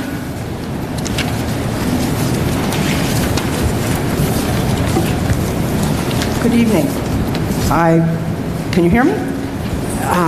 It's not usual for people to have trouble hearing me. I'm Carol Kellerman. I very much appreciate being here to testify, and it's nice to see some old friends on the panel. I just stepped down from serving as president of the Citizens Budget Commission for the past 11 years. For those who are not familiar with CBC, it's a nonprofit, nonpartisan organization dedicated to assuring the wise and effective expenditure of taxpayer dollars in New York City and New York State. I also have served as an assistant and deputy commissioner in the city finance department and as the CEO of a number of nonprofit organizations in New York that provided a variety of services to the city, from homelessness to disaster recovery. So I'm bringing all of those perspectives to bear. I'm speaking here today as an individual, not officially for CBC. You'll hear from my excellent successor on the next panel. You've been given a very broad assignment as a charter commission, and with respect to budget and finance, as well as your other activities, I urge you to keep two principles in mind. First, do no harm.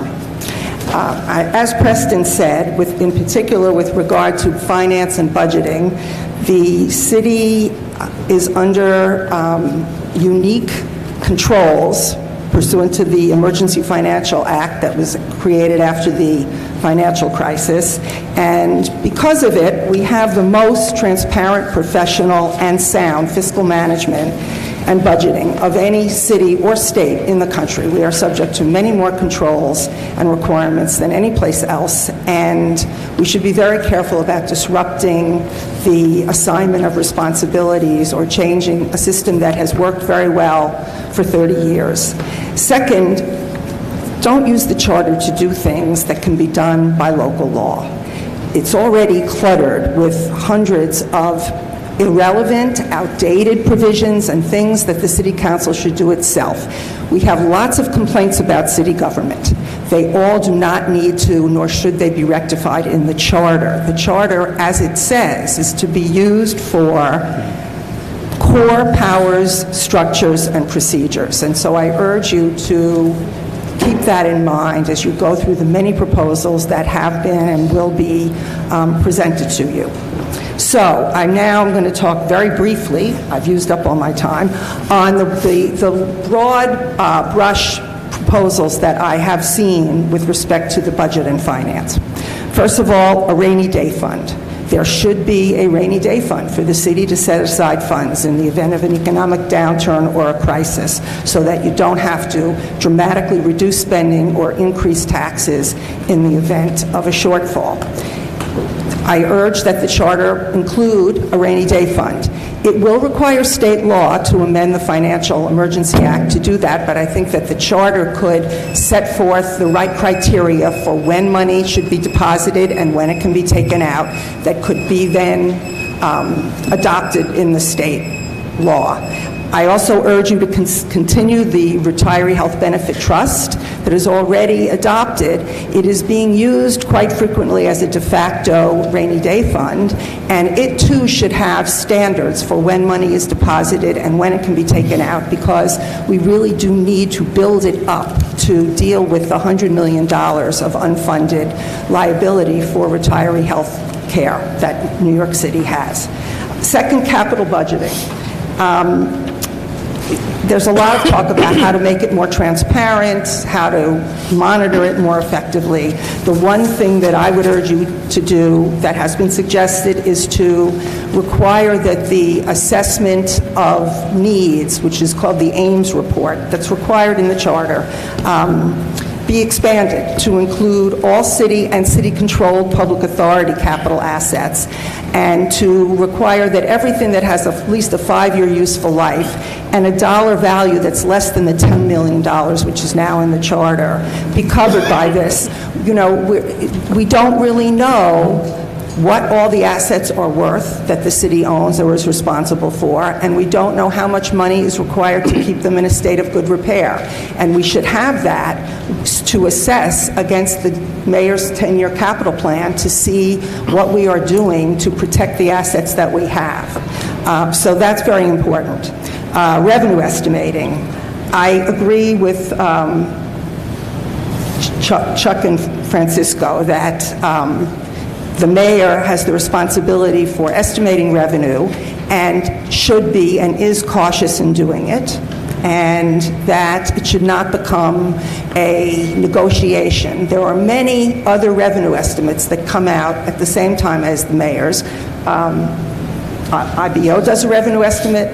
The State Office of Special Deputy Controller does a revenue estimate, and the City Controller do, and everyone involved in the budget, including the City Council, looks at all of those revenue estimates and takes them into account as part of the budget negotiation process. And there's no reason to create some sort of a formal comment and response, which really, I know some people have said that that will make the revenue estimates less political. I fear it will make them more political, as indeed is what's happening at the state legislature right now, where they have such a process.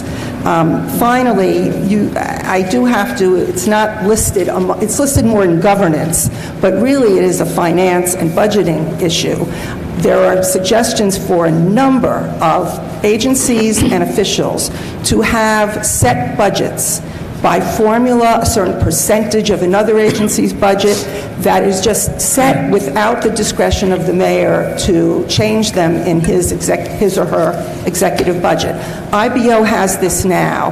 IBO is a very unique situation, and I think it is dangerous to start giving other elected officials their own authority over the budget. The budget process is designed so that the mayor and the council make decisions about which agencies and which functions need money and which ones are of a higher priority. And that should not be disrupted by having certain elected officials in particular basically have their own budgets that are not subject to the regular budgeting process. Thank you very much. Mr. Sweeting?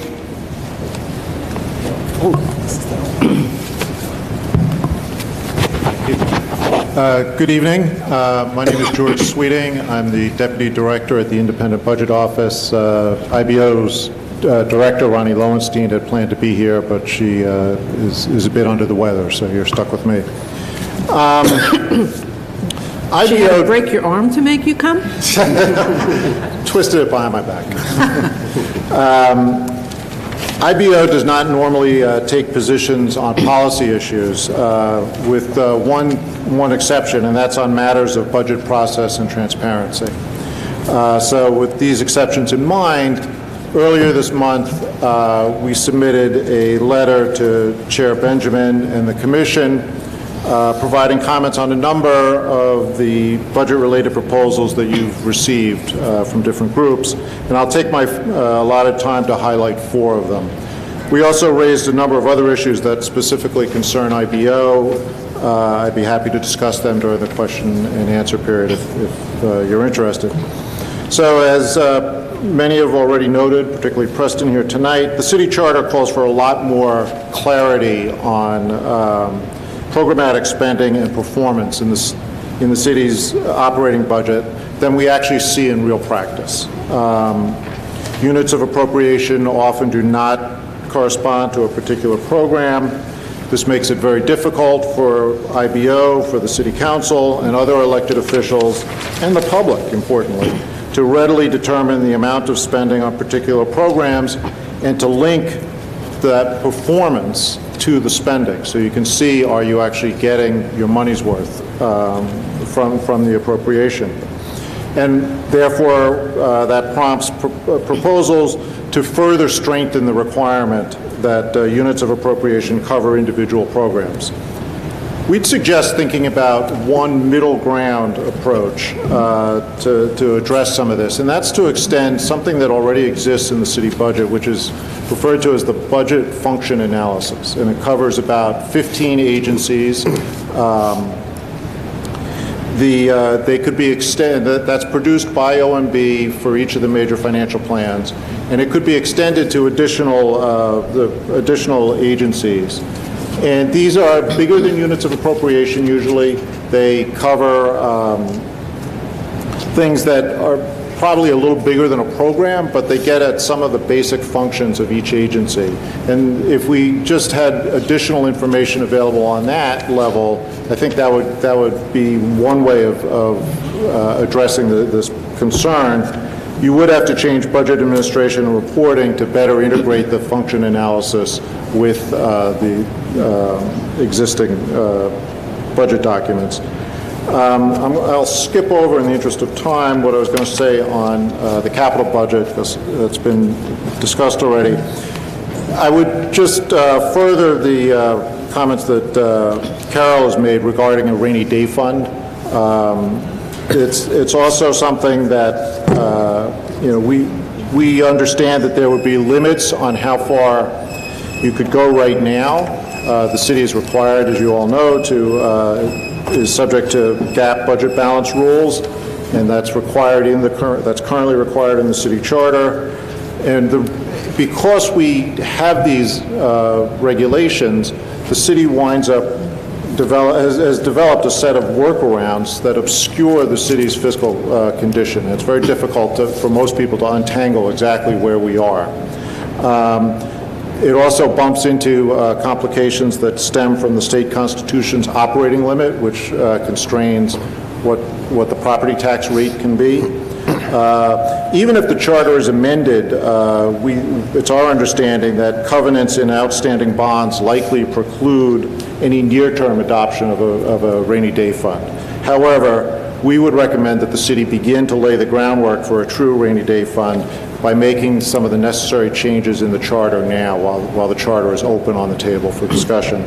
An interim solution that might be worth looking at is to alter the Retiree Health Benefits Trust Fund in ways that sort of make it sort of a training vehicle for the city to begin getting used to how you would do a true rainy day fund, with setting up rules for when deposits have to be made and when withdrawals can be made. I would note that regarding the issue of revenue estimating, that if you had a true rainy day fund, it would put a greater premium on more realistic revenue forecasts. Because if you're consistently underestimating your revenues, you're going to wind up making bigger deposits than is probably desirable into your rainy day fund. So that's something to think about. And then finally, the city charter gives IBO and some other agencies substantial access to information from city agencies, but generally that's done in the context of mayoral agencies, and it excludes some of the off-budget entities such as Economic Development Corporation, the Industrial Development Agency, Health and Hospitals, NYCHA, HDC, there's a long list. And if something could be done in the charter to clarify that if you're an entity that's effectively controlled by the city, receiving city funding, that the requirements for providing information and providing answers to questions from offices like IBO, but also the City Council, the Controller, I think would, we would request that be considered. So thank you, and I'd be happy to take any questions. Thank you very much. Mr. Karras, you are the first. Thanks. First question for OMB. When is the revenue estimate provided to the council? The final revenue estimate? The final revenue estimate is determined through the adoption process. So on the day of the adoption, there is a statement from the mayor on the final revenue estimate. Okay. I have another question. If a teacher said to you, quote, your term paper must be submitted to me immediately upon my last lecture, and your take-home final exam must be turned in not later than June 5th, when would your take-home final exam be due? It's an excellent question. However, the revenue estimate needs to be submitted as part of the adoption process. Okay, but that's not what the charter says. Does the law department concur with your interpretation of when the revenue estimate is due? Section 1515, I cannot speak for the law department. You should ask the law department. Okay. Section 1515 says that the revenue estimate needs to be submitted as part of the budget process, and it relates to Section 240. Well, it says not later than June 5th. Yes, but it also says that the budget should not be adopted later than June 5th, but as a matter of fact, the budgets are adopted later than June 5th. Well, isn't that usually because the mayor asks for a delay?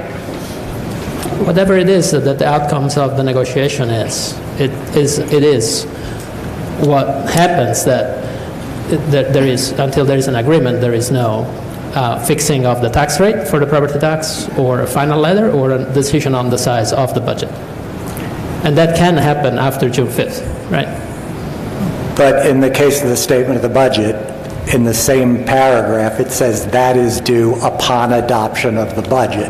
So if they had wanted the revenue estimate to be due upon adoption of the budget, they could have used the same language. They didn't have to say no later than June 5th. I mean, it just, okay.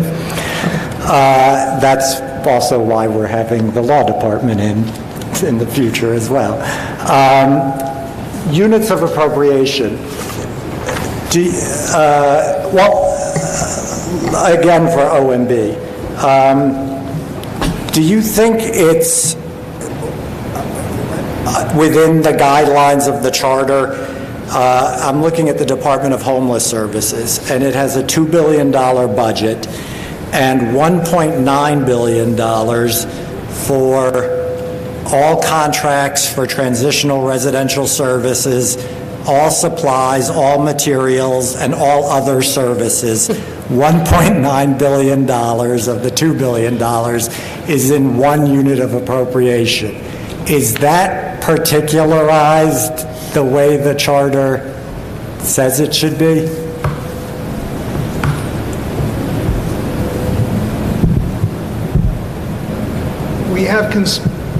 We have consulted with the law department, and they do believe that the charter's definition of a program, purpose, or activity is a unit of appropriation that we are in compliance. With that said, I will say that we recognize that some units of appropriation are larger, and in good faith, we have negotiated with the City Council at each adoption to change units of appropriation and to break them into smaller parts. For example, during this administration, we have changed 28 units of appropriation during the Mayor de Blasio's tenure.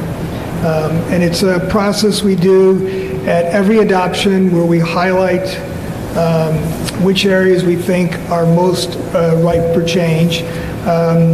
One of the things that's very technical you should know is that when we do change units of appropriation, it can be very disruptive to agencies. For example, if you have a human service contract you're providing, and you have that contract registered in the current year, you now create a new unit of appropriation for the next year. You will have a break in service as the controller tries to re-register that contract for the next year. So what we've been trying to do is create a mechanism where there's not a break in service, and that usually means doing it at the beginning between exec and adopted with the City Council. Mr. Okay, can the other panelists weigh in on the... Jim, can I say something? I think there's general agreement that units of appropriation are in many cases much too large and don't tell you anything about what is going on, and that they all should be made more specific. There is already a provision in the charter. This is one of those, things are set there already, that the council and OMB should negotiate for different units of appropriation. The council really needs to insist more on doing this, not just on a few every year, but across the board. But the definition in the charter is already clear that it should be more specific than they are, and it needs to be adjusted. But other than putting specific titles of U of A's in the charter, which I don't think you would want to do, this is a matter of the council and the mayor's office having the will to actually go through with revising them. Actually, the language in the charter says that the council can allow broader units of appropriation, not that they can require narrower units of appropriation. And we have, when I was, the law department, and like I said, that's why they're coming in on a panel, repeatedly indicated that terms and conditions and other things that the council had the power to do could not be used to make units of appropriation smaller. So that's why it is a charter issue. Preston, any comments? I'll just say, to go back to sort of my earlier point about sort of the presentation of the budget and trying to align, the gist of our proposal in the controller's set of proposals was, and it's always, the language is difficult, right? Because we all think we know what the people who wrote the 1989 charter meant, and we all, most of us at least, seem to think that it's not quite what happens. So the question is, how do you write the language that makes happen what you think you want to have happen? I mean, the language that we put in was to try and align with the management, with the service delivery structure of the agency. I think one impediment to understanding the budget and the, if you will, the production function for what a service or a program costs is the separation of the personal services and OTPS units of appropriation, which strikes me as kind of artificial and unnecessary. If you didn't have that distinction, you would automatically, obviously, cut in half the existing number of units of appropriation, roughly, which means that you could then have smaller units of appropriation without going to more units of appropriation than you currently have. And I think it would make a lot more sense in terms of understanding sort of what a program or service actually costs to deliver if you lined out those cost objects rather than having them in separate units of appropriation where they're often literally separated by hundreds of pages in the supporting schedules of the budget. Steve? Thank you. Ms. Kellerman, my very first remarks to this body when we convened in our organizational meeting was, our charge is to do no harm, right? That we should view ourselves as civic surgeons, that we have a largely sound document, a sound local constitution in place that has served us well now for almost 30 years. Having said that, there are a few areas, or I should say there are fewer areas that cause more aggravation among the principal players, namely mayor and council in this regard, than budgetary. And despite the 89 framers putting together what I think is excellent language, and in 2005 we imported into the charter, a previous commission, many of the practices so that they would be made permanent after the expiration of the Financial Control Act. You touched on a rainy day fund. If you wouldn't mind expounding on that. I tried to do that when I was in the council. I tried to do it in the 2005 charter. The big impediment was, well, you got to wait until the expiration of the act. So getting to specifics, what could we do with respect to a rainy day fund in the charter now, knowing that we're probably 10, 12, 15 years before that expiration, I think, is due? And I have a follow-up for Mr. Niblack. Well, I think the way you're posing the question, you're right, that it would be very difficult. My premise is that we should try to get the Control Act modified and not wait until it expires in 2033, and that there would be receptivity, especially if a charter amendment was adopted by the population of New York, by the voters of New York City, that sent a message to the legislature that the city wants to have a rainy day fund. So I'm not, my advocacy is not to do something symbolic, but I think actually propose a specific rainy day fund and then go to the legislature and have the council and the members of the legislature from New York City in favor, supportive of doing it. So that's, now, what George is saying is that since if you accept that we can't have our own rainy day fund, that we should more openly use the Retiree Health Benefit Trust in that way by putting some standards on it and say you must put money into the Retiree Health Benefit Trust under certain financial conditions, meaning when there's enough money, and you can only take out money under certain conditions, i.e. when there's a shortfall. And there are all different ways that that has been structured. You know, if there are 4/4 of decline in revenue, you can take the money out. There are standards that you can impose around it so that it is more structured than it is now, which is we put money in the retiree health benefit trust when we have money, and we say it can only be used to pay for the cost of retiree health insurance.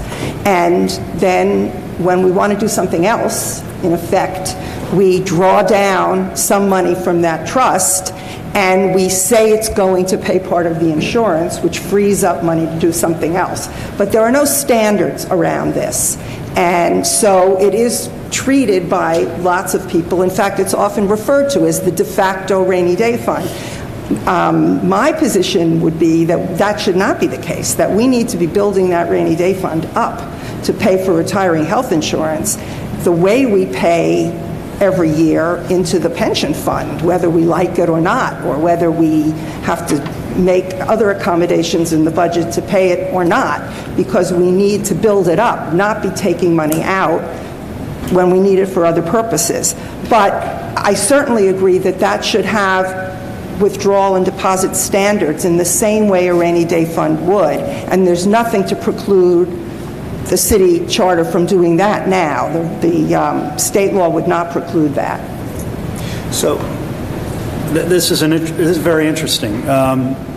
Did I hear you right that just gauging the temperature of the public at large with respect to the question of should there or should there not be a rainy day fund, that in and of itself could then be the moral authority for the mayor and the council to go to the state legislature and say a plebiscite was had and the people voted? That would be my argument. That's very, very interesting. Do you think that now, in '89, we didn't have term limits. They came in after. In a post-term limit era, do you think that these types of mechanisms are missing from the charter when they're needed more now than ever, because the idea of managing for the long term is out the window? The long term is the next election. So nobody cares about what's going to happen 10 years from now, let alone 50 years from now. This city has over $250 billion in outstanding liabilities, right? And there is no long-term horizon any longer. So the '89 charter is great. We shored it up in 2005, but in a post-term limit era, should we be doing more to ensure for the long term? A great German theologian said, essentially, that the moral authority of any civilization rests upon how and what it does in terms of the legacy we leave to our children. In this area, this city, this nation, we're about as immoral a people as I think exist. Well, without agreeing or disagreeing with anything specific that you said, sir, I do think, and I don't know that the term limits exacerbated this any more than it's just the nature of the political process that people don't think about the long term, or they think, and it's understandable in New York, that the long term will always work out and everything will be fine and we'll worry about it later. And that is something. Do you think people still think that? I think that people have seen what happens when we're not prepared, and that I think means that there would be more receptivity to things like a rainy day fund proposal than there might have been in the past. I think 2008 is still very prominent in people's minds, and 2001. And so I think there's more receptivity to these types of proposals, but it's still in general, and that's why this is something that I think might be appropriate for the charter, is that it's very hard for any particular public official to advocate for something that will basically say money's going in the rainy day fund. It's not going to a number of immediate needs that constituents want, and that it's something that the entire population of voters might be more receptive to than expecting individual people who are elected officials to take leadership on. Thank you. And then After you speak, George, then Carl. I would just add that, in recent months, there's been a lot of discussion about what's the appropriate level of reserves the city should have. And there have been many different estimates. I'm not going to pick any one of them, but I think it's safe to say that for virtually all of the proposals that are out there, or the suggestions that are out there, that it would actually be pretty hard, if not impossible, although OMB is very good, to find ways of actually moving, if you accumulated reserves on the scale that people have talked about, with our current system, it would be virtually impossible to actually move that money year over year, because you'd be approaching $5–6 billion at least. And you would run into various other statutory and state constitutional issues, whereas a rainy day fund gives you a much cleaner and manageable way of actually accumulating a reserve, having it there under very defined rules about when the money goes in and when the money can come out. And it certainly would also have the benefit of increasing transparency about what's the actual fiscal condition of the city. And if I had a question for Mr. Nyblack. I've known you for a long time, and you've operated from a number of different perches, so you have a very unique perspective on the players involved. Commissioner Karras talked about units of appropriation. This is an area that could lend itself to greater transparency and enhance the ability of the council to exercise its oversight authority. Is there anything that you could envision? You alluded to it in your opening remarks and in your response to Jim, but is there anything you could envision in terms of a charter reform, specifically within the area of units appropriation? So I guess in my kind of ideal world, George mentioned the budget function analysis, and that was actually an exercise that I and my colleague Frank Basilico started when I was at IBO. The council picked up, and that OMB then implemented for those agencies that it does it for, and which now is an exercise that I wonder why they bother to continue, since agencies can't, no commissioner can come in and speak to the numbers in the budget function analysis. It's not their budget. If you wanted to have a programmatic budget that was actually, aligned with service delivery, to which you could attach some service delivery statistics that were not dollar numbers, but, people or home delivered meals or senior center hours or whatever the right metric is, you'd have, a budget that looked like the budget function analysis currently. And that, I think, would be sort of and again, would be presented on a year-over-year comparison basis, not a financial plan over financial plan. And I think we could do year-over-year basis without sacrificing the sort of rigor of the financial planning process. I certainly wouldn't get rid of the 4-year financial plan or anything like that.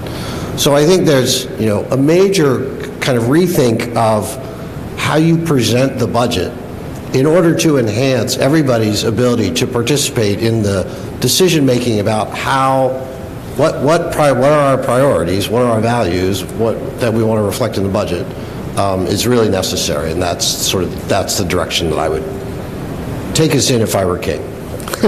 Thank you. Thank you. You're welcome. Carl? Thank you. First, I just want to underscore what Ms. Kellerman and Mr. Fiala said, that our first obligation obviously is to do no harm, and to say that certainly as someone who goes back to the fiscal crisis of the 70s, the record of OMB in assuring that we do no harm has been enviable, and we should be quite cautious about undermining that in any way. But I want to focus, and what triggered this to an extent is what Mr. Fiala also said about term limits and a limited horizon, and focus a little bit on particularly the capital budget. And starting with what Ms. Kellerman said, which is that to me the capital budget really has two major functions. One is to assure that our capital assets are kept in a state of good repair, and the other is to plan efficiently for growth. So in the first, Ms. Kellerman mentioned the Ames report and enhancing the role of the Ames report, and to assure that we do have a robust and accurate assessment of the state of our capital plan and the cost of replacement, and when it has to be replaced, and when and what is currently at risk. And that's a good chunk of the existing 10-year capital plan. So one question to OMB is do you support the expansion of and making the most use of the Ames report and expanding its role in capital planning?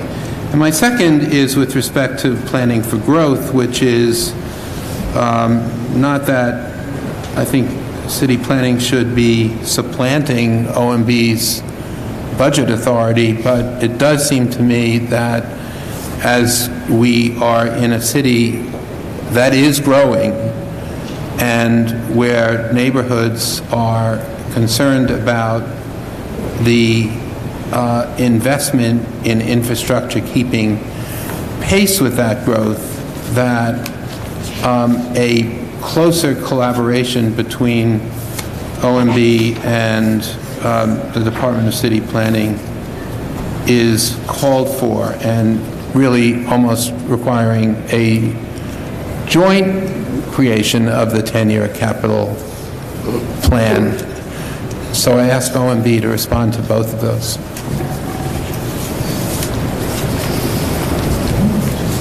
So on the Ames report, Commissioner, we use the Ames report now to put together the 10-year capital strategy. That's one of the inputs that go into it.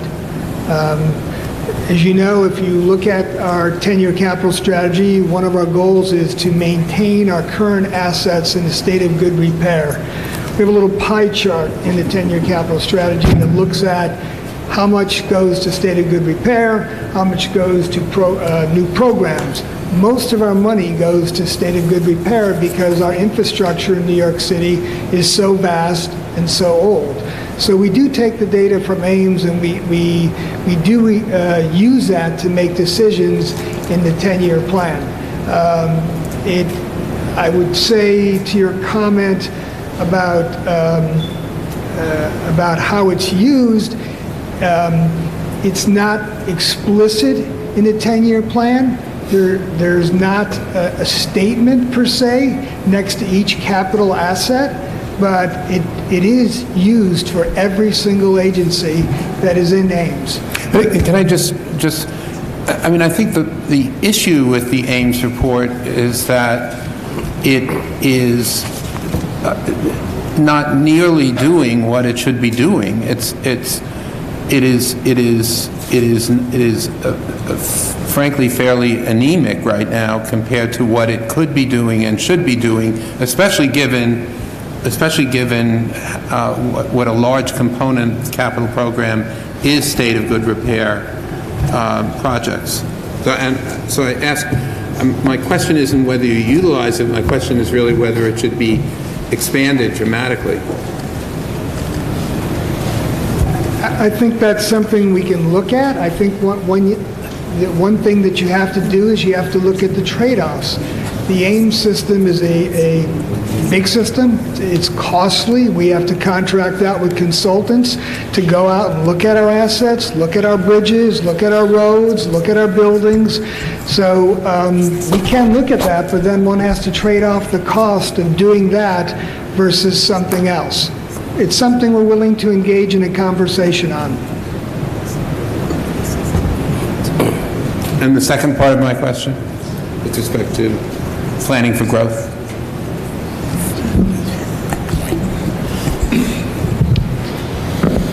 You know, as I alluded to previously, we do a lot of, the partnership with OMB is strong, and I think stronger than it's been in some time. From my perspective, we have a willing partner and someone who looks to our advice on how to think about the strategy for spend over the next 10 years. I think the link between the strategy and the budgeting is still, in a formative phase, and I think the OMB's responsibilities are vast and require a lot of intense work with the agencies directly to understand the precise priorities at a cost level.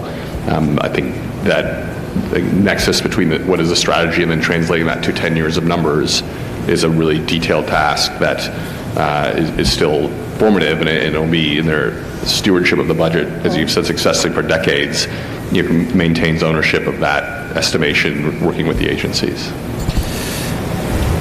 May I? Yes. I just, one quick comment. Mr. Brisky says that the Ames report is used in making budgetary decisions in the 10-year strategy. I have to take him at his word. Informed. The budgetary decisions. I have to take him at his word because nowhere in the capital budget or in Ames or anywhere else do I know what the state of good repair of our capital assets actually is at any given moment, or what the goal is from the investment envisioned in the 10-year plan. Thank you. Ms. Gavin? Thank you. Thank you all for being here. Given we've had 30 years of balanced budget, my question is, other than the rainy day fund proposal, which of the proposed changes do you think would strengthen our financial performance over the next 30 years?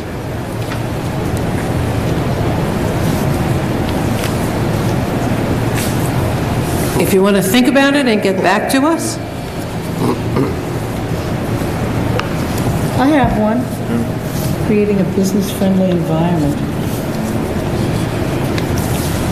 But you can't put that in the charter. Okay, then I think we'll get back to you on that. I have a few ideas, but I'd like to put it together in one coherent document, okay? Okay. Thank you. We look forward to hearing from you about that, and if any of the others have ideas about that that are not in documents they've already submitted or the controller's document, we'd really like to hear about that. We then have Sal and then Jim, and that's it on my list. Thank you, Madam Chair. One of your points here that I'm particularly encouraged about is the fact that the capital plan has to be monitored, and we have to know whether the city's investing enough money to keep the city in good shape. The infrastructure is a disaster. So one of the areas that I hope we can galvanize around as a commission is putting that into effect and putting something in the charter that this is not a frivolous item. This is an important item for the city of New York, for the future of the city, that this capital, that our infrastructure is in good shape. We know the story with our subways and our bridges and what have you. This is not something that should be taken lightly. I am encouraged by some of the proposals. As far as the IBO is concerned, I'm a big booster of the IBO. I was in the city council when we created it, and I was one of the ardent supporters of it. I just wanted to know that the issue of pension obligation was raised, and that's only going to get bigger and bigger as baby boomers retire. We're already, the city, I believe, is contributing almost $10 billion, and I think it's going to only increase. I was wondering if the IBO has looked at other proposals. I've got a proposal based on a Canadian model that would overhaul our pension plan in the city so that the performance will be significantly better. I don't know if it's in your purview, if you looked at it, but I think it's important that New York City, which is the financial capital of the world, has the best and most up-to-date pension system, not a clunker, because that's what we have right now. We have 5 plans, no need for 5 plans. We can combine those plans, have consultants up and down. It's really ridiculous, while other cities, actually other countries, the Canadians do a superb job with their plan, and we are in the backwoods here. So I was wondering if the IBO has any, and by the way, this is going to be the subject of another hearing probably next week, if the IBO has any ideas on this. We haven't done any formal work in the last couple of years. We have a document that we produce each year called the budget options, which are options for closing a budget gap if the city had one. And in there, all the items in that document, they're ideas. We don't endorse them, we try to provide a balance between pros and cons for each one. A long way of starting that. One of the options that we've had for a number of years is looking at consolidating the number of pension funds, and you would have to make some adjustments with the boards and whatever. So we do have some estimates on the savings that would be generated from that, and I can get them for you. I'd like to see that. I mean, just on a final comment, if we perform as well as the Canadians over the last 5 years, we would save about $2 billion a year. So it's a lot of money. It's a hot button issue, but we need to look at it. If I could just follow up one observation. I mean, several of us here have been talking about changes you might make to the retiree health benefits trust fund. That's the liabilities there are in addition to the pension liabilities that we're facing. Right now, there's no obligation that they be funded. You do have to report them now in your financial statements. Someday, there may very well be a funding requirement there. And building up that retiree trust fund, it's functioned as a rainy day fund, and I'm suggesting we might continue to do that under some more stringent rules. But the main purpose it's there for is to begin making at least small payments towards that actuarial liability that we have. And because it's largely unfunded now, it's actually a much bigger issue than the pension funds. Thank you. Thank you. Jim, you were the last commissioner with a question. And no mic.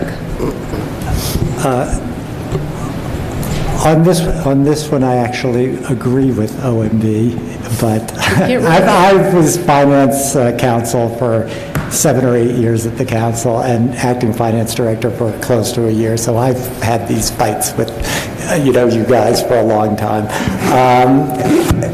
Impoundment. I agree that impoundment should be a tool to, the mayor's tool to make sure the budget stays in balance, and for, financial reasons to keep the budget in balance.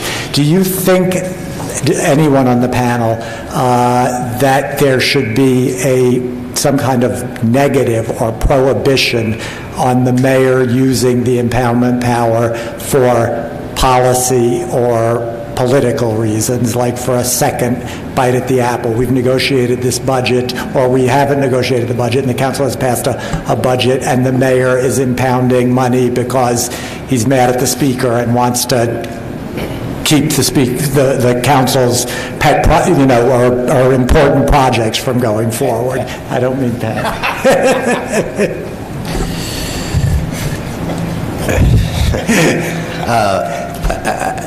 This was an issue that you and I actually gave some thought to in the 2010, and I think, I thought then and I think now that the impoundment power in the charter is currently awfully open-ended and probably should be restricted to certain contingencies.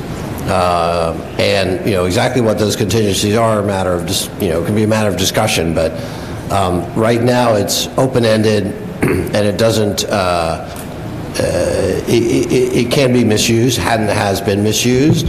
And, generally the process has unrolled with good faith on both sides, with rare exception. But it is a tool out there that is subject to misuse as it is currently crafted in the charter, and probably should be restricted to situations where there's really a need. I would say that this is a tool that the mayor needs to maintain fiscal stability in the city. I think one has to keep this in the context of where we've come from. So in the 70s, we had the fiscal crisis, and we lost access to the credit market. We can't ever have that happen again. And so we need a strong executive branch to be able to manage the budget, make quick decisions so that the budget can be balanced.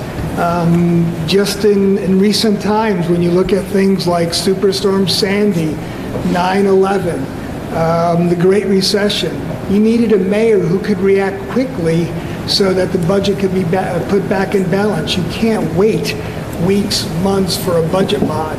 You have to make immediate decisions to get the budget in balance, especially if you take into account if you're well into the fiscal year. Remember, we're under the GAAP accounting, generally accepted accounting principles. Current year expenses and current year revenues must be balanced.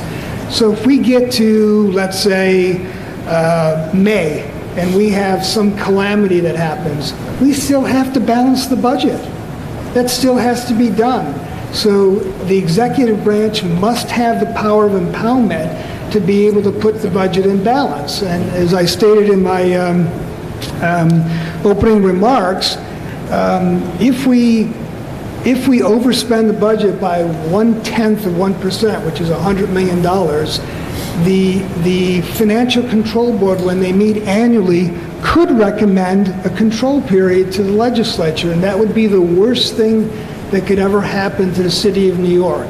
But are you really saying that any limitation at all on the impoundment power would result in possibly in complete and utter disaster? Any limitation? No, what I'm saying is that you have to be very careful in how you craft this. So there could be some way to craft that? Yes, but I don't know how you can craft it without not tying the mayor's hands in terms of how he responds to something of an emergency that happens at the end of the year, and allow him or her to balance that budget at the end of the year. Jim? I guess to respond to that, I mean, the situation where it actually happened, it was the first month that the budget was adopted that the mayor started not spending the council's money because he was mad at them. So it was pretty obvious. So I think, again, like Gail said, I think there are ways of crafting something in the negative, again, not to curtail the mayor's powers or to tie the mayor's hands in the case of any financial or emergency reason, but reasons that clearly are not financial, and then just to sort of play it out together with the units of appropriation. If the council's supposed to be the policymaker in the budget and set budget policy, and if every agency has one unit of appropriation, so that the council can't say, well, we think more funding should go to this type of housing and less funding should go to that type of housing, or more funding should go to these types of social services and less to those types of social services. If they lose the ability to do that, and then they lose the ability to and then the mayor has the ability to undo policy agreements or policy decisions that have been made in the budget by not spending council allocated money, then they're really the budget policy setter in name only and not in practice. And with that, I'd like to thank all of you. I don't think you were expecting a response, were you, Jim? I didn't think so. Oh, one thing, could I ask, if you guys have like best practices from other jurisdictions, like what a budget looks like that has been praised as one people can understand and built on reasonable types of units, I think I would love to see that. That would be great. Thank you. I'd like to thank the whole panel, and if you have any further things you'd like to share with us or comments that you wanted to take a chance to think about and then get back to us, we would love to hear from you. Thank you very much for participating with us, and we appreciate your time and your expertise.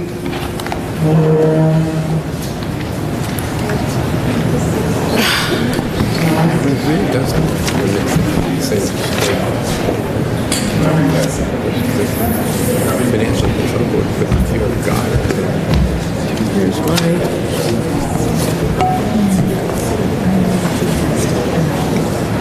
for our final panel, we'll be joined by Mark Page, Andrew Ryan, Anthony Shuris, and Emily Goldstein. Mr. Ryan? I haven't seen him. I don't know. I haven't seen him.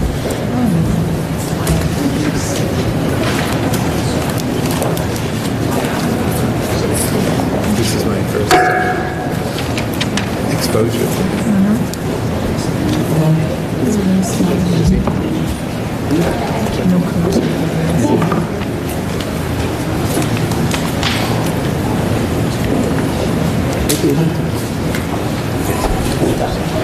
Mr. Page.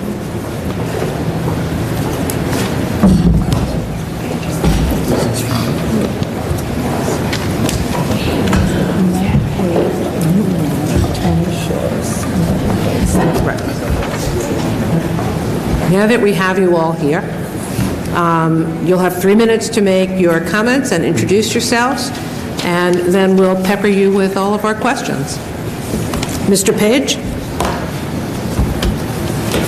We took the clock away. Thank you for having me here this evening. We can't hear you. You're going to have to move that mic all the way up. Or you're going to have to move closer to it. It's at the end of its wire, so if one party can't move, the other one needs to.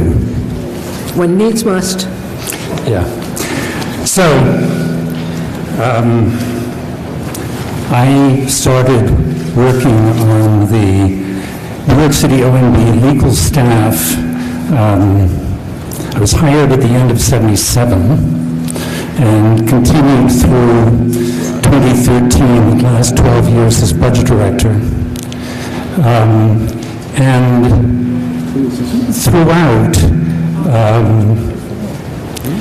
was very closely involved in New York City's evolving relationship with investors and rating agencies.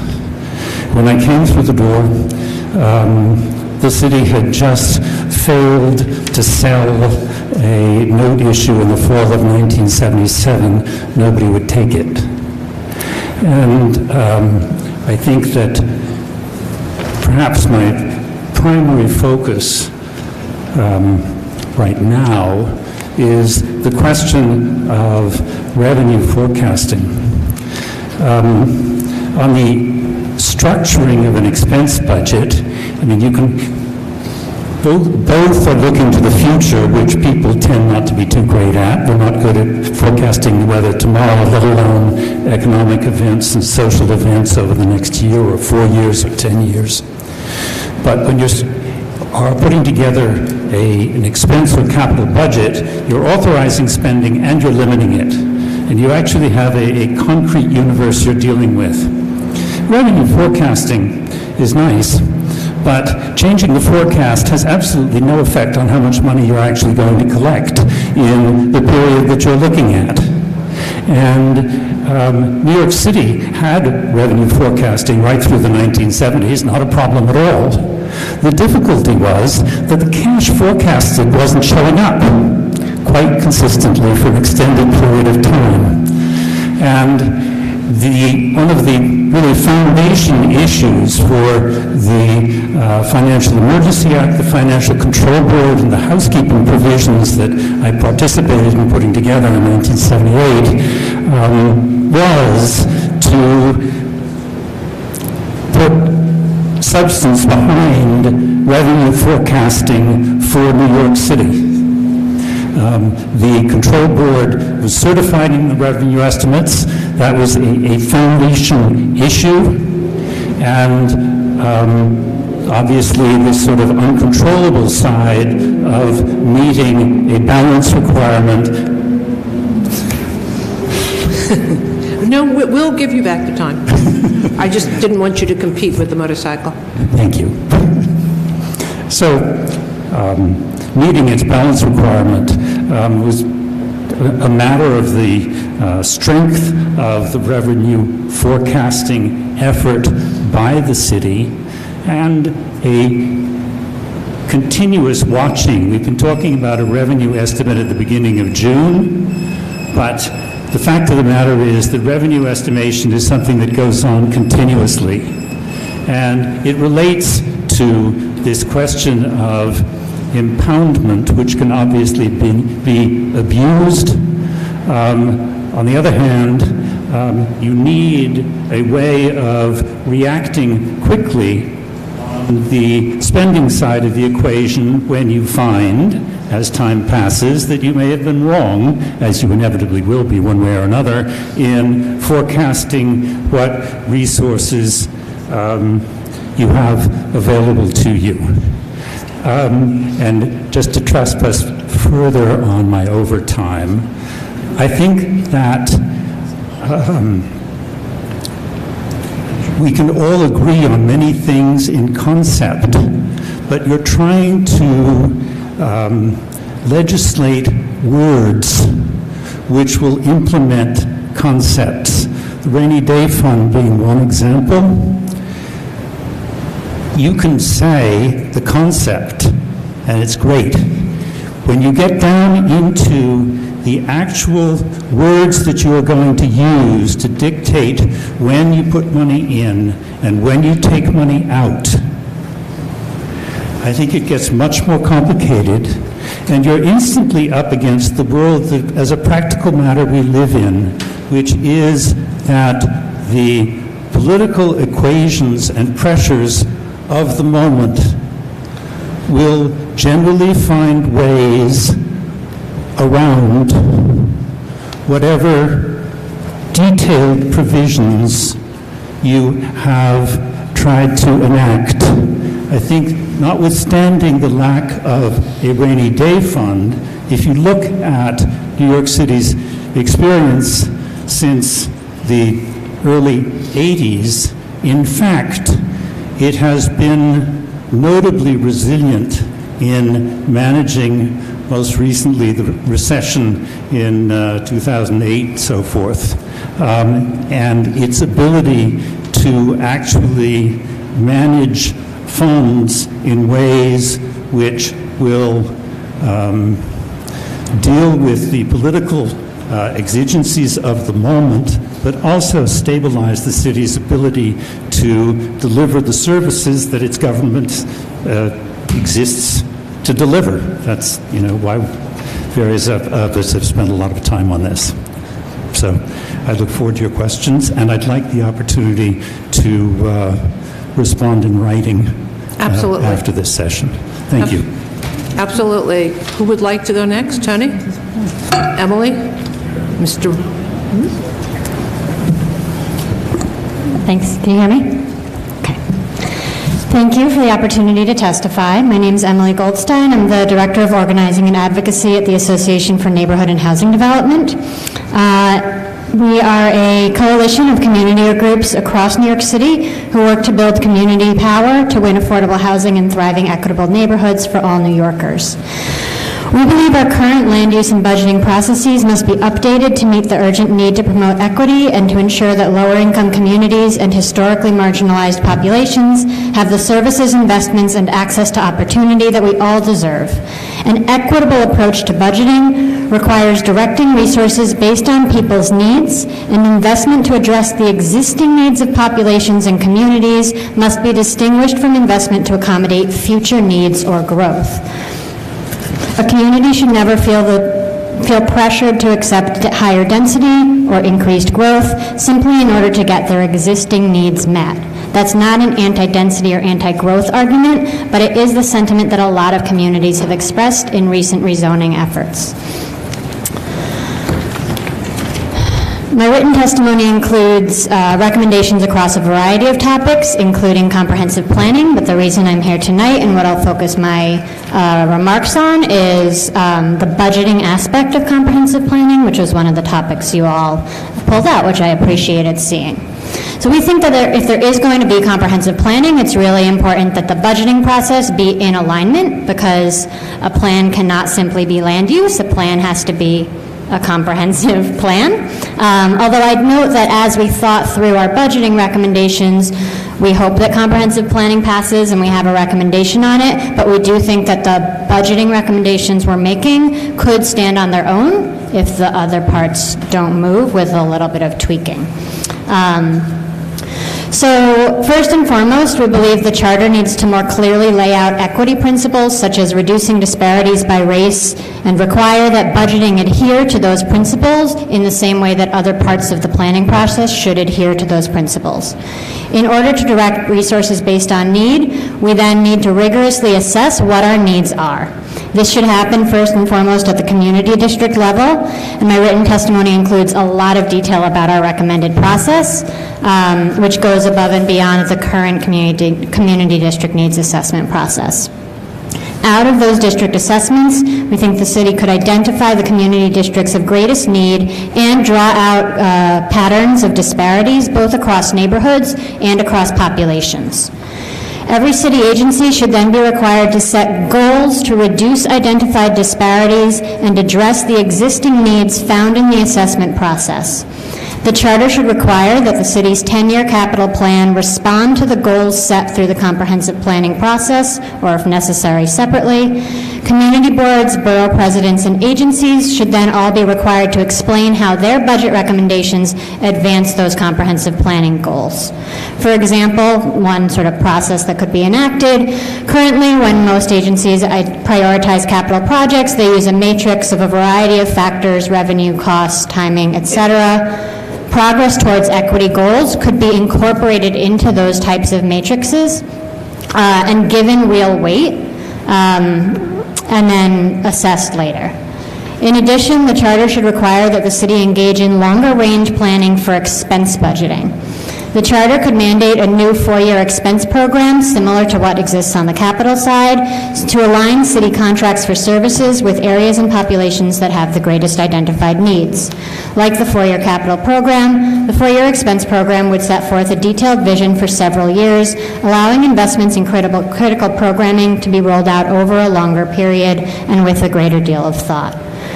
We also propose that each year's contract budget include a certain percentage set aside for the communities with the greatest identified needs. The equity fund, as we like to call it, would help to guarantee that a share of each year's budget go to the places and people that need it most, above and beyond any other budget considerations. This requirement would parallel the current requirement in the charter that allocates 5% of each year's capital budget among the 5 boroughs based specifically on population and geographic area. Finally, progress must be tracked in an accessible and transparent manner. Agencies should be required to collect and disclose expenditures designed to advance the equity goals set forth, and track and map this information in a way that would allow community members to understand the investments happening in their neighborhoods or not happening in their neighborhoods. A lot of agency reporting is not organized this way today, making it very hard for most people to understand what is going on in their communities and how their tax dollars are being spent. The city would also track and disclose data related to the quality of life outcomes for different marginalized groups across the city, keeping track of this information over time to highlight process and surface areas of ongoing need. Thank you very much. Mr. Shuras? Hi.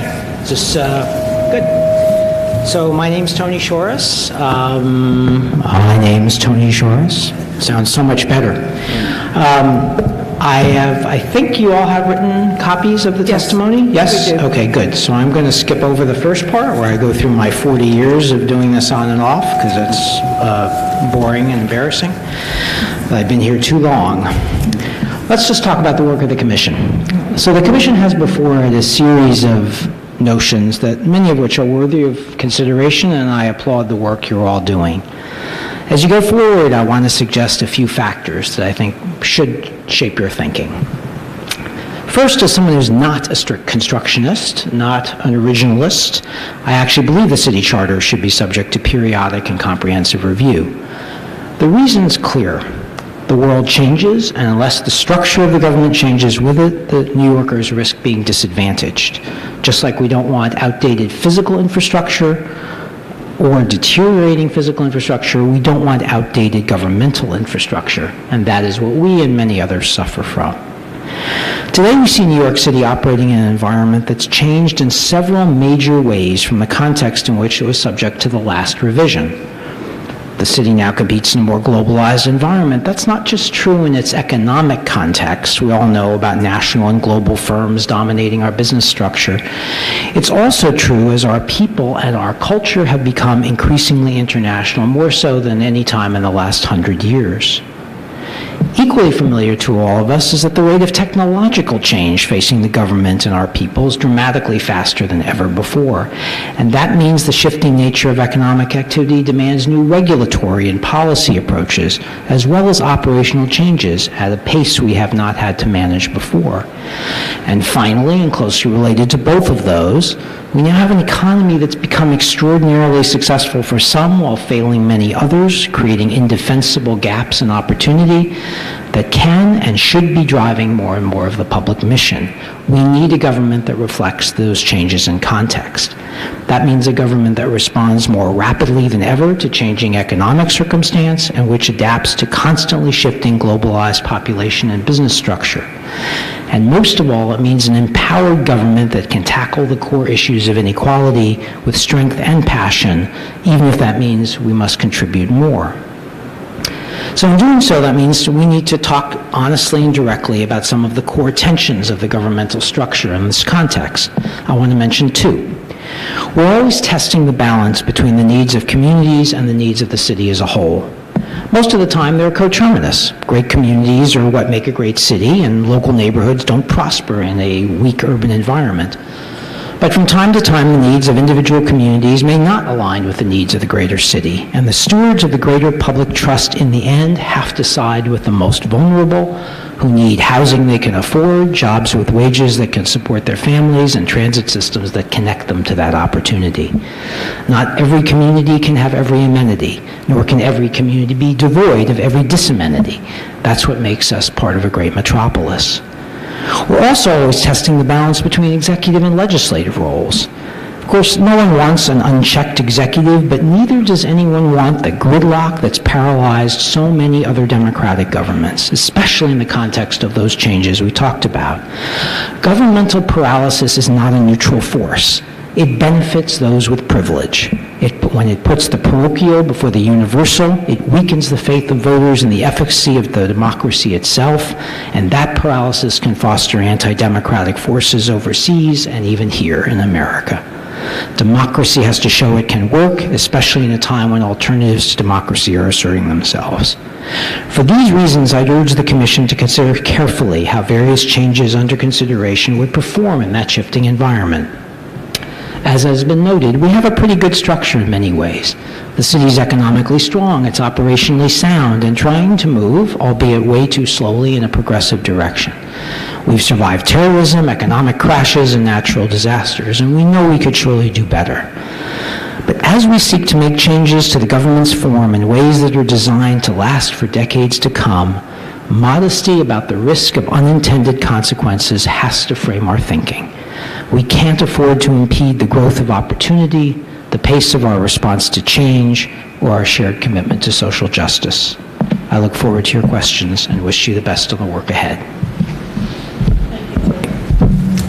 Mr. Ryan? Hello. I'm Andrew Ryan, President of the Citizens Budget Commission, and thank you to the commissioners for allowing me the opportunity to be here today. CBC believes that the Commission would serve New Yorkers best by focusing on and proposing only those recommendations that are essential to the Charter's purpose, which is to define the core structures, powers, and processes of New York City government. As we've noted in prior testimony here, the Charter has become bloated with administrative provisions not appropriate for the Charter or vestigial elements, and the Commission would do well to clean up some of those along the way in that process. Now, many of you are familiar with the CBC, and we've probably had our share of criticisms of financial management, administration in, administration out, but generally the budgeting and management practices laid out in the Charter have served the city well, and improvements should be made selectively. The bar should be set very high. Tonight I'll present 5 recommendations for improvements to the charter, 4 areas that should not be changed because they serve the city well, and 3 fiscal management areas that need to be addressed but outside of the charter. Since I've submitted testimony, hopefully you all have, and you've sat through a lot of testimony about these issues today, why don't I just hit the highlights of these, and then we can go into questions, which I'd love to answer. On the recommendation for improvements, the charter should be amended to allow and create a rainy day fund since it would reduce the need in the downturn for damaging service cuts or counterproductive tax increases. 2, the charter should mandate the Retiree Health Benefits Trust and structure it so it cannot be used as a rainy day fund. 3, the charter capital asset inventory requirement should be expanded to include all capital eligible assets in the city and city controlled authorities. 4, the charter should focus the borough president capital planning budget role on identifying needs, providing recommendations to the mayor and the city council. And with that, the 5% borough allocation should be eliminated so that the whole capital pot could be distributed efficiently and effectively. And 5th, to improve citizen input, which is certainly of concern to this commission, the charter should require that the city solicit resident feedback on quality of life and city service delivery every 4 years to produce statistically significant results at the community district level. 4 areas under consideration, as we understand, that should be maintained. The current process for projecting non-property tax revenue should remain, as was discussed in the last panel. The mayor and the city council's flexibility and authority to set budgets for special entities should be preserved. The process and authorities for proposing and adopting budget modifications should be maintained since they provide significant legislative authority during the budget adoption process while balancing oversight and management flexibility throughout the year.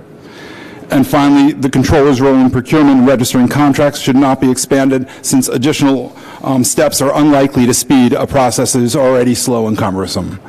And finally, we've heard today discussion about improving units of appropriation, improving capital project needs assessment and management, and speeding up the procurement process. These are all areas that can be fixed and should be improved outside of the charter process, and we've heard some good discussion about budget function analysis and transparency, and I think pursuing those would have a significant effect. As we've looked at the charter, it's really challenging to redefine some of those elements within the charter. Management matters, and doing those cooperatively outside would probably have the most effect. Thank you very much, and I'd love to answer any questions you have. Ish. Thank you all. I know it's a late hour. I appreciate you spending the time with us. Mr. Page, when you started at the OMB, I was 3 years old. So I fully recognize and I defer to your wisdom and the wisdom of everyone else that we've heard from today. You mentioned briefly your view on the rainy day fund. We've heard that recommendation numerous times today. The gist of what I got from your testimony is that we should leave well enough alone. Can you apply that philosophy or that view to the particular recommendation of the rainy day fund? And Professor Shores as well, I mean, the law of unintended consequences is a great thing to rely on, but it's a dangerous prohibition on making positive change. Can you apply that kind of recommendation, that view, to the rainy day fund in particular? Because it's something that I've heard over and over again here today. I think that the idea of having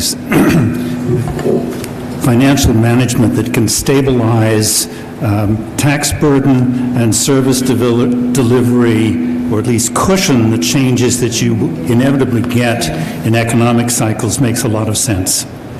The thing that has always baffled me, and I've thought about this for a long time, is how are you actually going to formulate standards that are going to make sense and serve in circumstances that you can't predict, for when you actually put the money in and when you take the money out.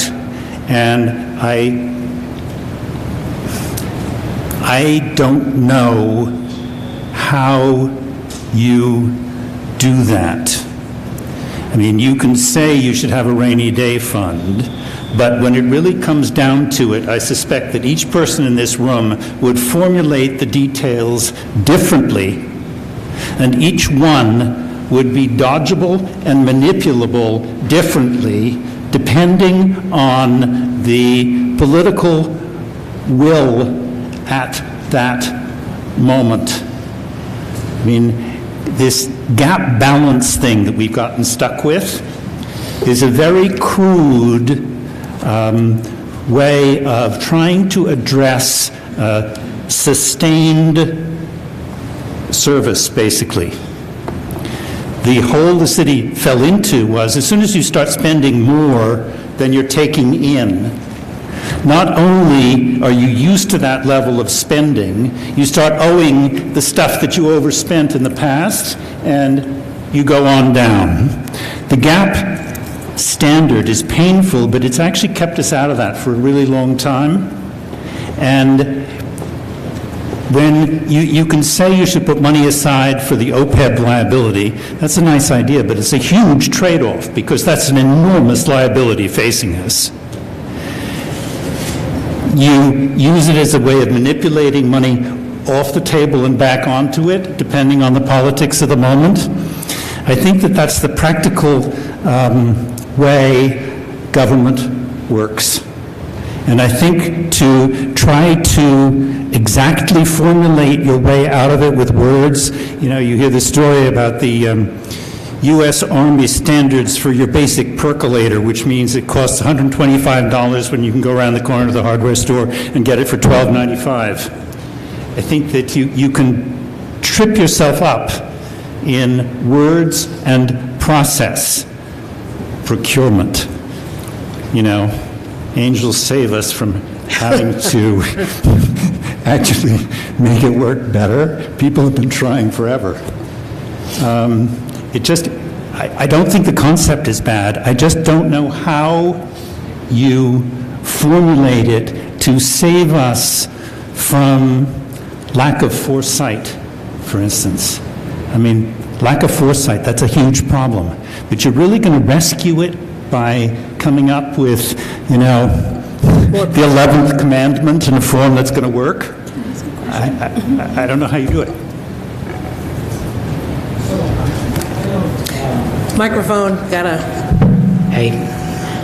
So I didn't mean in the notion of raising the notion of unintended consequences to believe that meant don't make any changes ever. I would never argue that. It's not a law, it's a council. That's all it is. And it argues for some modesty in our ability to do that. Mark's caution is well placed. We've all been in the budget manipulation business at various points in our lives and have found, not Mark, I'm sure, but others may have been, and have found ways around all of these. Now, that's not to say there are states with rainy day funds. There are states where they worked well. There are states where they have worked less well. I don't mean to diminish anybody's ability to put forward one that might be the best operational one. And by the way, we could make a mistake and we could fix it, right? It's not also beyond our capacity to do that. The principle, I think, is strong. And I don't think anything in Mark's caution would say it's not the right principle. The question is, can we execute against the principle in a way that isn't self-defeating? So all I would urge on the rainy day fund, which I too believe is a sound underlying concept, is that we be extremely cautious about it and that we avoid perhaps getting too deep into detail as if detail will protect us. The reason we have 3,000 sections in the city charter, that it's 350 pages long, is the effort of people before us to use words to protect themselves against futures they could not imagine, and it never works. The New York State Constitution is 45 pages long. I won't even bring up the National Constitution. There's no reason why it should look like this. It's just because too many people tried to protect against the future through language that was insufficient. So there may be approaches, given that caution, that would be good, and I'd support them. Zette, you're next. Thank you.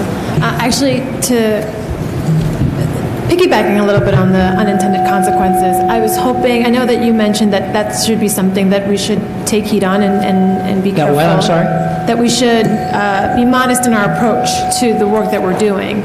But there have been a number of proposals that we've discussed today that particularly talk about budget and finance. Are there any specific proposals that you're aware of that we should be mindful, in particular, of unintended consequences?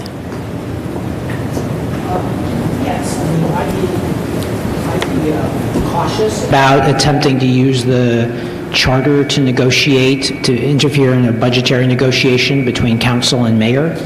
I do think the whole units of appropriation conversation is more obscure to most people than it is actually substantive. It's fundamentally, if you pull all the way back, the city has one of the highest credit ratings in the country. It's one of the most financially sound municipalities in the country.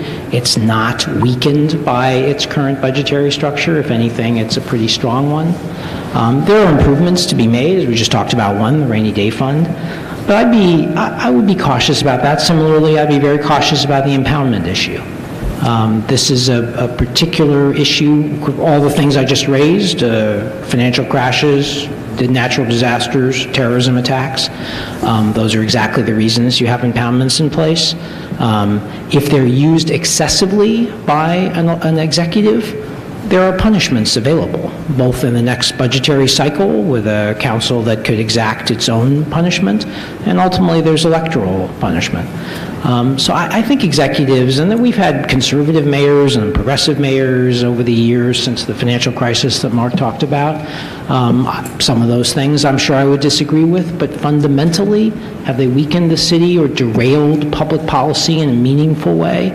It made for a bad tabloid story here or there, but they're not fundamentally important. What is fundamentally important is rapid response to exigencies that we can't forecast or control. Something? Yeah. I think that, I generally probably agree with Tony, but just one further observation on the standards that we have in place that have worked for us. That credit rating issue for New York City, it literally took us decades to get out of the instant reaction from 1975 that you screwed me, and this from rating agencies as well as investors, and I'm not going to let you get away with it for a long time. And we've flipped the other way. They actually believe in us. And I just think you want to be very careful how you rock the sort of basic, this gap balance standard is a nightmare to figure out how to housekeep around. But it has actually given us surprising value over time. Merrill, and then Sal, Jim, Steve, and Carl. So I have a question for Andy. One of the proposals that you have is about a health fund, right? Yeah, One of the proposals from CBC is about creating this health fund, a the reserve. Retiree Health Benefits Fund, yes. Right. It already exists, right. So I'm trying to understand exactly what you mean. So right now, the fund is enacted in law and is not in the charter. Because of the requirements in law and the flexibility of those requirements, it can be used as a rainy day fund. What we're proposing is to put it in the charter, mandating the deposit to equal either the pay-as-you-go cost, which is on an annual basis, or a little more, so you start building up over time. And then the only thing you could, and requiring that deposit every year, and then you could only use it as it is now to pay the annual cost of the retiree health and welfare benefits. What would happen in this proposal is that you couldn't use it as a rainy day fund because that mandated deposit. How it has been used in the past is if you need some money, you don't put in the deposit and you just spend the money. So, well, to Mr. Page's point, let me ask you. So I sat through a Citizens Budget Commission meeting a couple of years ago when I think it was Mr. Lynn came in and gave us, maybe Dean was there, gave us a whole story about all the savings that we were going to have as a result of the renegotiated union contracts and health fund I don't think those materialized for a variety of reasons. Would you be able to then use the rainy day fund if you had real parameters? There are two separate parts. I'm just a little confused. Yeah, no, there are two separate parts. This is about the retiree health benefits fund, which are especially generous in New York. Those savings, and Tony, who's probably part of that, can speak to those. Those savings were for regular health benefits, and they were negotiated over time, and many of those savings were realized. They were realized? Many of them. And we can have a discussion about how they were realized, but many of those were realized. Really? Okay. Okay, you understand my confusion. Okay. Yeah, no, I understand. Thank you. Got it. Thank you for the clarification. Retiree health benefits. I mean, if to fund it on a basis comparable to the way the city funds its pensions is an enormous liability to take on. And you just have to keep in mind that for each thing you pay for, you don't pay for someone else, for something else, or you raise taxes. And it's just, I mean, there's always tension in terms of you'd like to spend more than you've got. And is that where you want to put it? Maybe you should, but it's a huge number. Down. Sal? Oh, yes. To clarify and see the details. Our proposal. We were proposing to require the deposit to be as the pay-go amount and nothing more than that, which I understand Mark's point, since we have a $104 billion liability, to actually fund that like the pensions would add $2 billion a year of spending. We're actually talking about depositing the amount that we really do spend now. Yes. Thank you.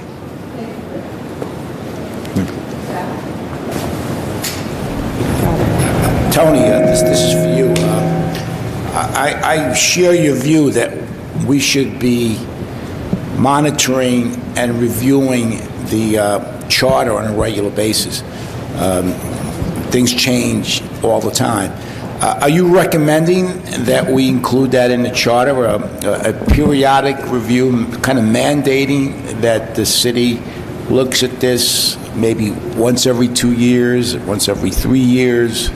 Once every 30 years? Well, the state constitution requires the periodic question as to whether there'll be a state constitutional gathering every 10 years, I believe it is on the state side.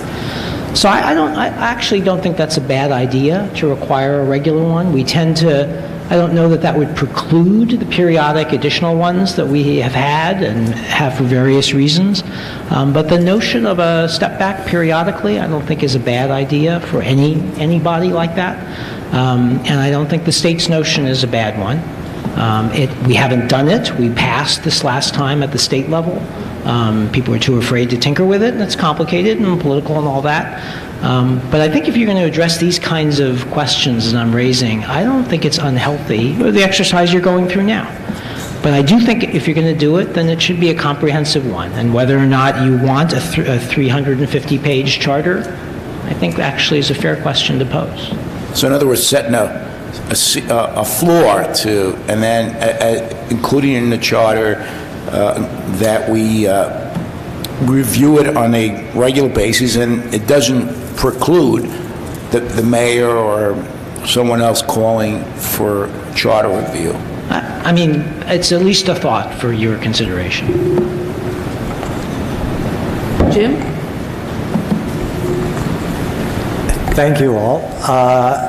Mark, do you know if during your tenure at OMB they ever took the position that the council could either subdivide or unilaterally create new units of appropriation? I don't know. I think as a practical matter, it has happened, but certainly not at a gross level. And whether it's an explicit right, I would guess not, because it hasn't really happened. But beyond that, I don't know. So, I mean, I'm trying to get at this notion that agency budgets shouldn't be a single unit of appropriation with sort of all their programs and anything else. You know, some of them are literally and other things or other supplies and materials. In the '89 Charter Commission, they had said during the course of actually voting on some of the budget provisions that there would be a transitional provision that required the mayor to submit a new scheme of units of appropriation prior to the first preliminary budget, and that the council and the mayor would have to somehow negotiate those out into the types of units of appropriation they were talking about, which they clearly envisioned to be smaller than what they currently are now. I know there's been a lot of concern expressed about, you know, trying to change the words of the charter. What would you all think if we forced that to happen in the charter?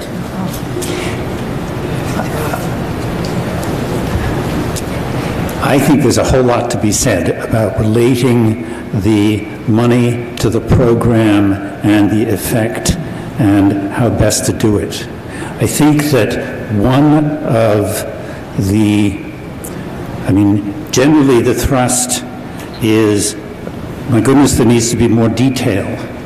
I think that there needs to be more thought about what information is actually telling, because it's very easy to drown in detail. And New York City has an enormous, complicated service agenda, multifaceted, vast amounts of money, and I don't think that just detail is the answer. And I think that, it would be great to do a comprehensive job, except it's a huge job. If you could somehow figure out how to step into it progressively, With a that would be... P or a capital P? A small p, which could be a capital P. It's always possible. One hopes for progress in the world. I think part of the reason that stuff already in the charter hasn't been implemented is that it's mandating cloud shapes for next week or something. It gets to a point where the concept is great, but it's so difficult to get from here to there in the iterations and still get the daily business done that it defeats itself. And to me, it's trying to figure out the practical housekeeping of not trying to reform, not trying to bite off more than you could chew, because it won't happen. Sorry. Steve? Thank you. I have two questions. The first for Mr. Rain. I'll ask the questions first, and then you guys can answer. The second is for the First Deputy Mayor and Director Page. First question relates to your testimony. You offered a proposal that, at least I heard, involved reforming the role of the borough presidents in the budget process and changing the 5% formula. If you wouldn't mind expanding on that issue. And the question, I'll just pose the question so then you can get right into it. First Deputy Mayor and Director. Deputy Mayor, you talked about unintended consequences helping to inform and to frame our discussion here. I'd be curious to know your thoughts and the Director's thoughts on the unintended consequences that would come should the charter mandate fixed independent budget for, let's say, the public advocate, the borough presidents, and the Civilian Complaint Review Board. So, Mr. Raines. So, the capital budget should be is best determined by a comprehensive needs assessment. We've discussed that a little tonight. Input from communities, and then allocation to address all those needs. based on both the needs of the capital assets and the needs of communities. We think that the borough presidents are well situated to identify the needs on a borough basis. Of course, the council members also have their role, and they assess the needs on their council district basis. The borough presidents are in an ideal position to advise the mayor and advise the council on those needs. The challenge is with the 5% borough allocation, basically it siphons off some of the funds that could be allocated through the budget process, like the rest of monies on the expense budget is allocated through the budget process. By not having the full pot at their disposal, it's not necessarily going to be allocated to the needs that they have identified in the capital assets in the communities. So we think that the central allocation is the best, efficient, and effective way to do that, but with the input from the borough presidents. If your organization wouldn't mind providing maybe some language, my interpretation, I've been wrestling with this particular issue for about 25 years, believe it or not. Borough presidents, opponents of this would argue they already have it. They can already suggest a lot of things. Yes, but they can. You talked about linking it to a reform of the 5%. So if you have any specific language that you could forward to the Charter Revision Commission, I think the staff would find certainly helpful. we'll Thank follow you. up. So I am, as a general rule, not in favor of fixed allocations for any part of the budget. I think for the very reasons I described. Changes in technology may change the nature of the mission and the nature of the way they execute against any of their functions. A fixed percentage fixed today might very well look different depending on how those offices operate in the future. That could pertain to anything from their office space and their materials to their computers they use to the second thing is the fiscal context obviously can change, and whether or not we believe that that fixed percentage makes sense in any fiscal context. Mark lived through, I lived right after a very severe fiscal problem that the city ran into. I'd be very cautious about locking us into any fixed allocation given what that could be, and obviously we've all lived through the post 9/11 2008s and so on. So I generally think that's not sound principle. And frankly, as a practical matter, although again on the margin and during those long nights we sometimes have, there's a lot of fussing on the margin about some of these, I don't think any major governmental function has been impaired in the course of the last 20 or 30 years based on that, what that would intend to address. So I don't think it's necessary, and I think the razor here should be, for changing, it should be addressing a clear problem that we know we have, and it should be robust in any circumstance, and it should be subject to change. I don't think it meets those tests. Carl? Director? No, I'm sorry. I basically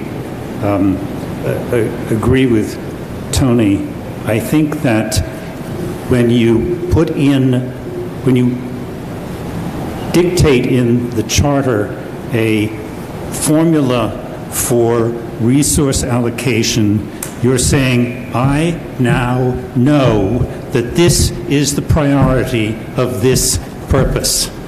And I know better than future government.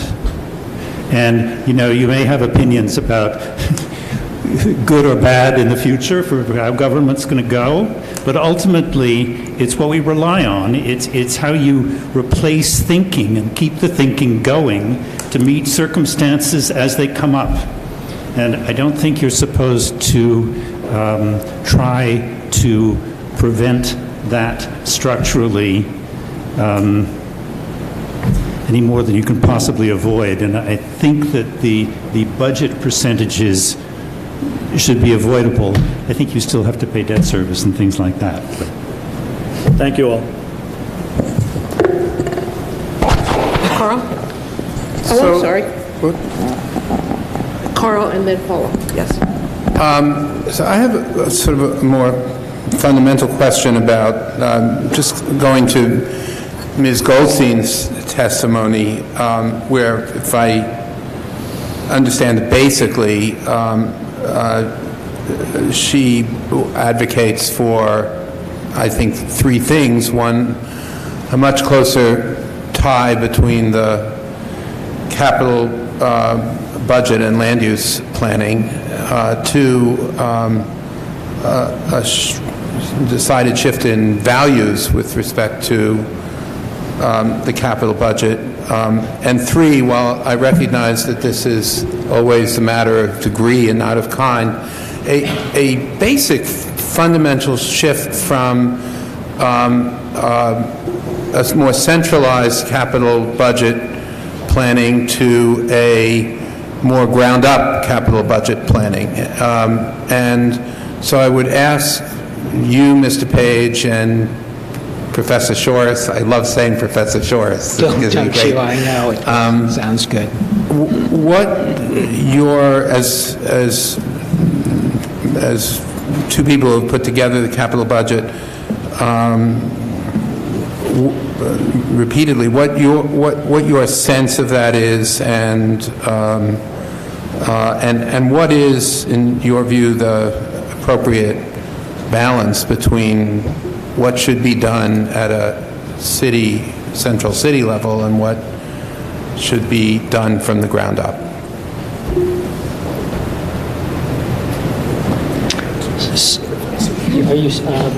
I hope I represented your views reasonably fairly. Can I make one comment? It was reasonably fairly. I would clarify that I think so it certainly would, yes, I think you represented it reasonably fairly. But to be clear, the primary piece that's happening at the local level is the needs assessment, right? And so there would then be a city level process to look at, right, the 59, right, like to assess all of those first at the borough level, then at the citywide level, and to look at how to balance citywide and local needs and all of that, and then still have ultimately a centralized budgeting process, but that would have a more clear response to and direction from the locally identified needs.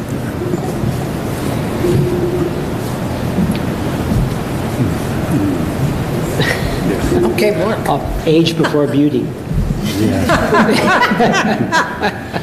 Okay.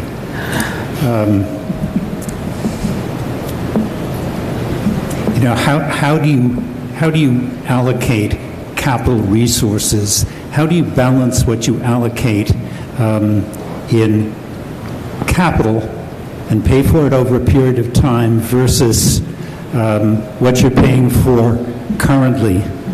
And you're always in tension between everything you want to pay for. I mean, you'd like, you know, more, I don't know, better parks maintenance or better social services or what have you. In capital, you run up against this thing that you can get credit for the ribbon cutting, and you're not around for the next 29 years while the taxpayers pay for it. And if you think about that in terms of ground-up development of program, I agree that figuring out the need from the ground up is an important factor. But how do you edit for the glory when it opens? It's always nice to have a new school. Versus the long-term burden and the sort of less popular stuff of, you know, is some road just going to permanently collapse? Or which, I mean, we're all interested in it, but it's nobody's particular baby, a lot of the capital needs. And how do you protect those interests and balance that against, there is a role for a certain amount of ribbon cutting as well, quite honestly. It's part of sort of what makes people happy about the place is to have something new now and then. How do you weigh those things against each other? Messily and politically. Small p. So look, I think it's hard to argue with the notion that there should be better connection between the infrastructure investment and the planning for the city. We've all gone round on ways to do that. I think we're imperfect on that and can do a better job. Whether it's a charter question, however, for me, is one I'd want to be very careful about. This is, again, an area partly of unintended consequences and partly of meaningless gesture. Too many cities have plans that make some nod in that direction. You look at Seattle has a plan, right? It's 650 pages. It has 300 planning principles incorporated in it. Everybody feels better when it's done because everyone can find their planning principle in it. It's actually meaningless because all the individual decisions still have to be made. It's not a terrible notion. We all would have a good time putting all our principles down on paper, but at the end of the day, they compete with each other and somebody makes a judgment as to how to weigh them. I don't think you can take that judgment away. And I don't think amending the charter in some way to automate that is actually a meaningful exercise. I do think ways to encourage community participation in more meaningful ways than we have it. And this is where one other factor I just want to put on the table I think is important. Just like I mentioned, paralysis is not a neutral in the sense that it tends to leave power in the hands of the powerful. Complexity is also not neutral.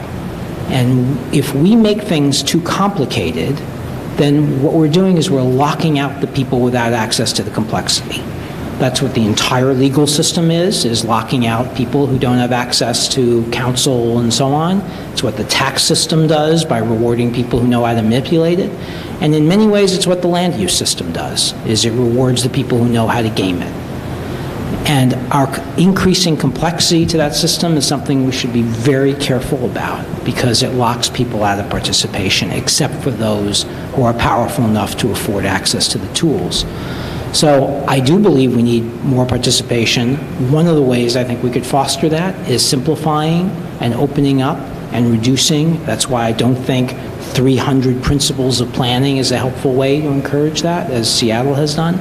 I think actually slimmer, clearer, more fixed processes that everybody can understand is a better way to get people to participate. So, but who do you think should do that? You mean, if not a charter revision, who do you think does that? I think that's first of all, some of it can be in local law. I don't think it can't be done through local law, but I think these are complicated mechanisms that the executive is going to have a prime role in the execution of. That's what executives do, is execute. I think a charter or even a local law could set objectives and policies and instruct the executive on what it wants to see accomplished.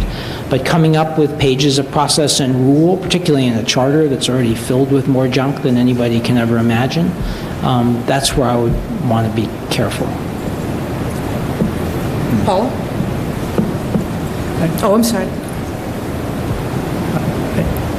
I think that it's part of this thing of trying to figure out what are the fewer significant issues that you want to highlight, in presenting what you're doing as a budget matter, capital. What are you actually doing? What are the costs and consequences of it? If you could actually spend the time and thought to answer those questions and then figure out how to express them in a way that the general public could actually absorb, I think that you would have done yourself a tremendous favor. It's hard to formulate, particularly, I think, as Tony has been saying, at the charter level in detail, how to do it. But there's been a lot of talk this evening about sort of clear expression of what you're getting for your money. And by the way, you get things, money is good, but money doesn't necessarily do it. Writing the check is great, but the execution needs to be in there too somewhere. And again, how do you get started? How do you make steps? Because if you're going to correct it between now and June, you're not. May I just add to this discussion just briefly? We struggled and had a lot of discussion about whether having a resident survey was appropriate for the charter. And when we looked at the duties, powers, obligations, the citizens were not necessarily fairly represented. And we thought, getting to Tony's point, what was going to be the way in a egalitarian, democratic, statistically significant at the neighborhood level way. And the city did the survey once, and we did a survey that certainly could be expanded to capital. We talked about quality of life and services and tying in the MMR, and you'll see it in our proposal. But there really is an important citizen role, and it's important to get at it, if it is going to be in the charter, in a lean way that is democratic and really represents everyone. Thank you. One final thing. I mean, and I appreciate all this discussion. I think the piece that needs to be in there, though, is that the information goes in, it then has to come back out, right? And come back out in a way that people see it reflected. So whether it's a survey, whatever the specific methodology, and I'm happy to think through options, and whatever the aspects of the process that go in the charter versus, right, it's mandated that a process be done and then the details get sorted out later. I think I appreciate the agreement, it seems, on the need to really do the needs assessment piece more thoroughly and at that local level. The thing I hear often as a criticism of what currently exists is that there's a million hearings, right? And then most people do not see anything they say or anything their neighbors say reflected in the outcomes. And whether everyone agrees that's a fair criticism, right? But that is how the majority of people feel. And I think it goes to your point of those who are not particularly powerful or not well served by the current process. And so I think that goes for land use, and I think it goes for the corresponding budgeting aspect as well. Anyone else? Then I thank you and hope that we can continue to talk with you about little ideas that maybe will percolate now or in the future, or little ideas or big ideas that you have that are percolating and would help us in our determinations or in how we look at it. And I thank you for being a part of our panel tonight and for being a part of our increase in knowledge and thought. And with that, you're free to flee. Can I make a motion to adjourn, Madam Chair? You may make such a motion if somebody would like to second it. Second. Discussion? I think I'd like to discuss it. All in favor? Aye. Opposed? This meeting is adjourned.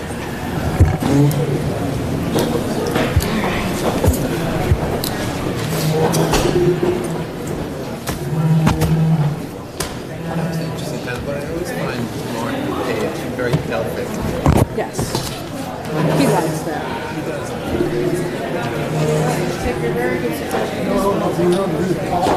Yes, I do.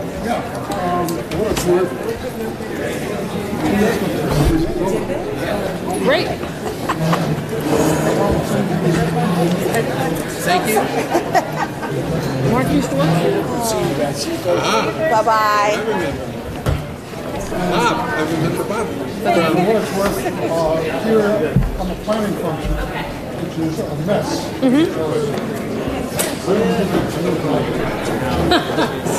I'll share it with you.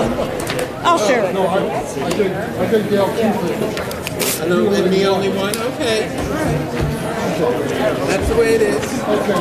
Thank you, Bob.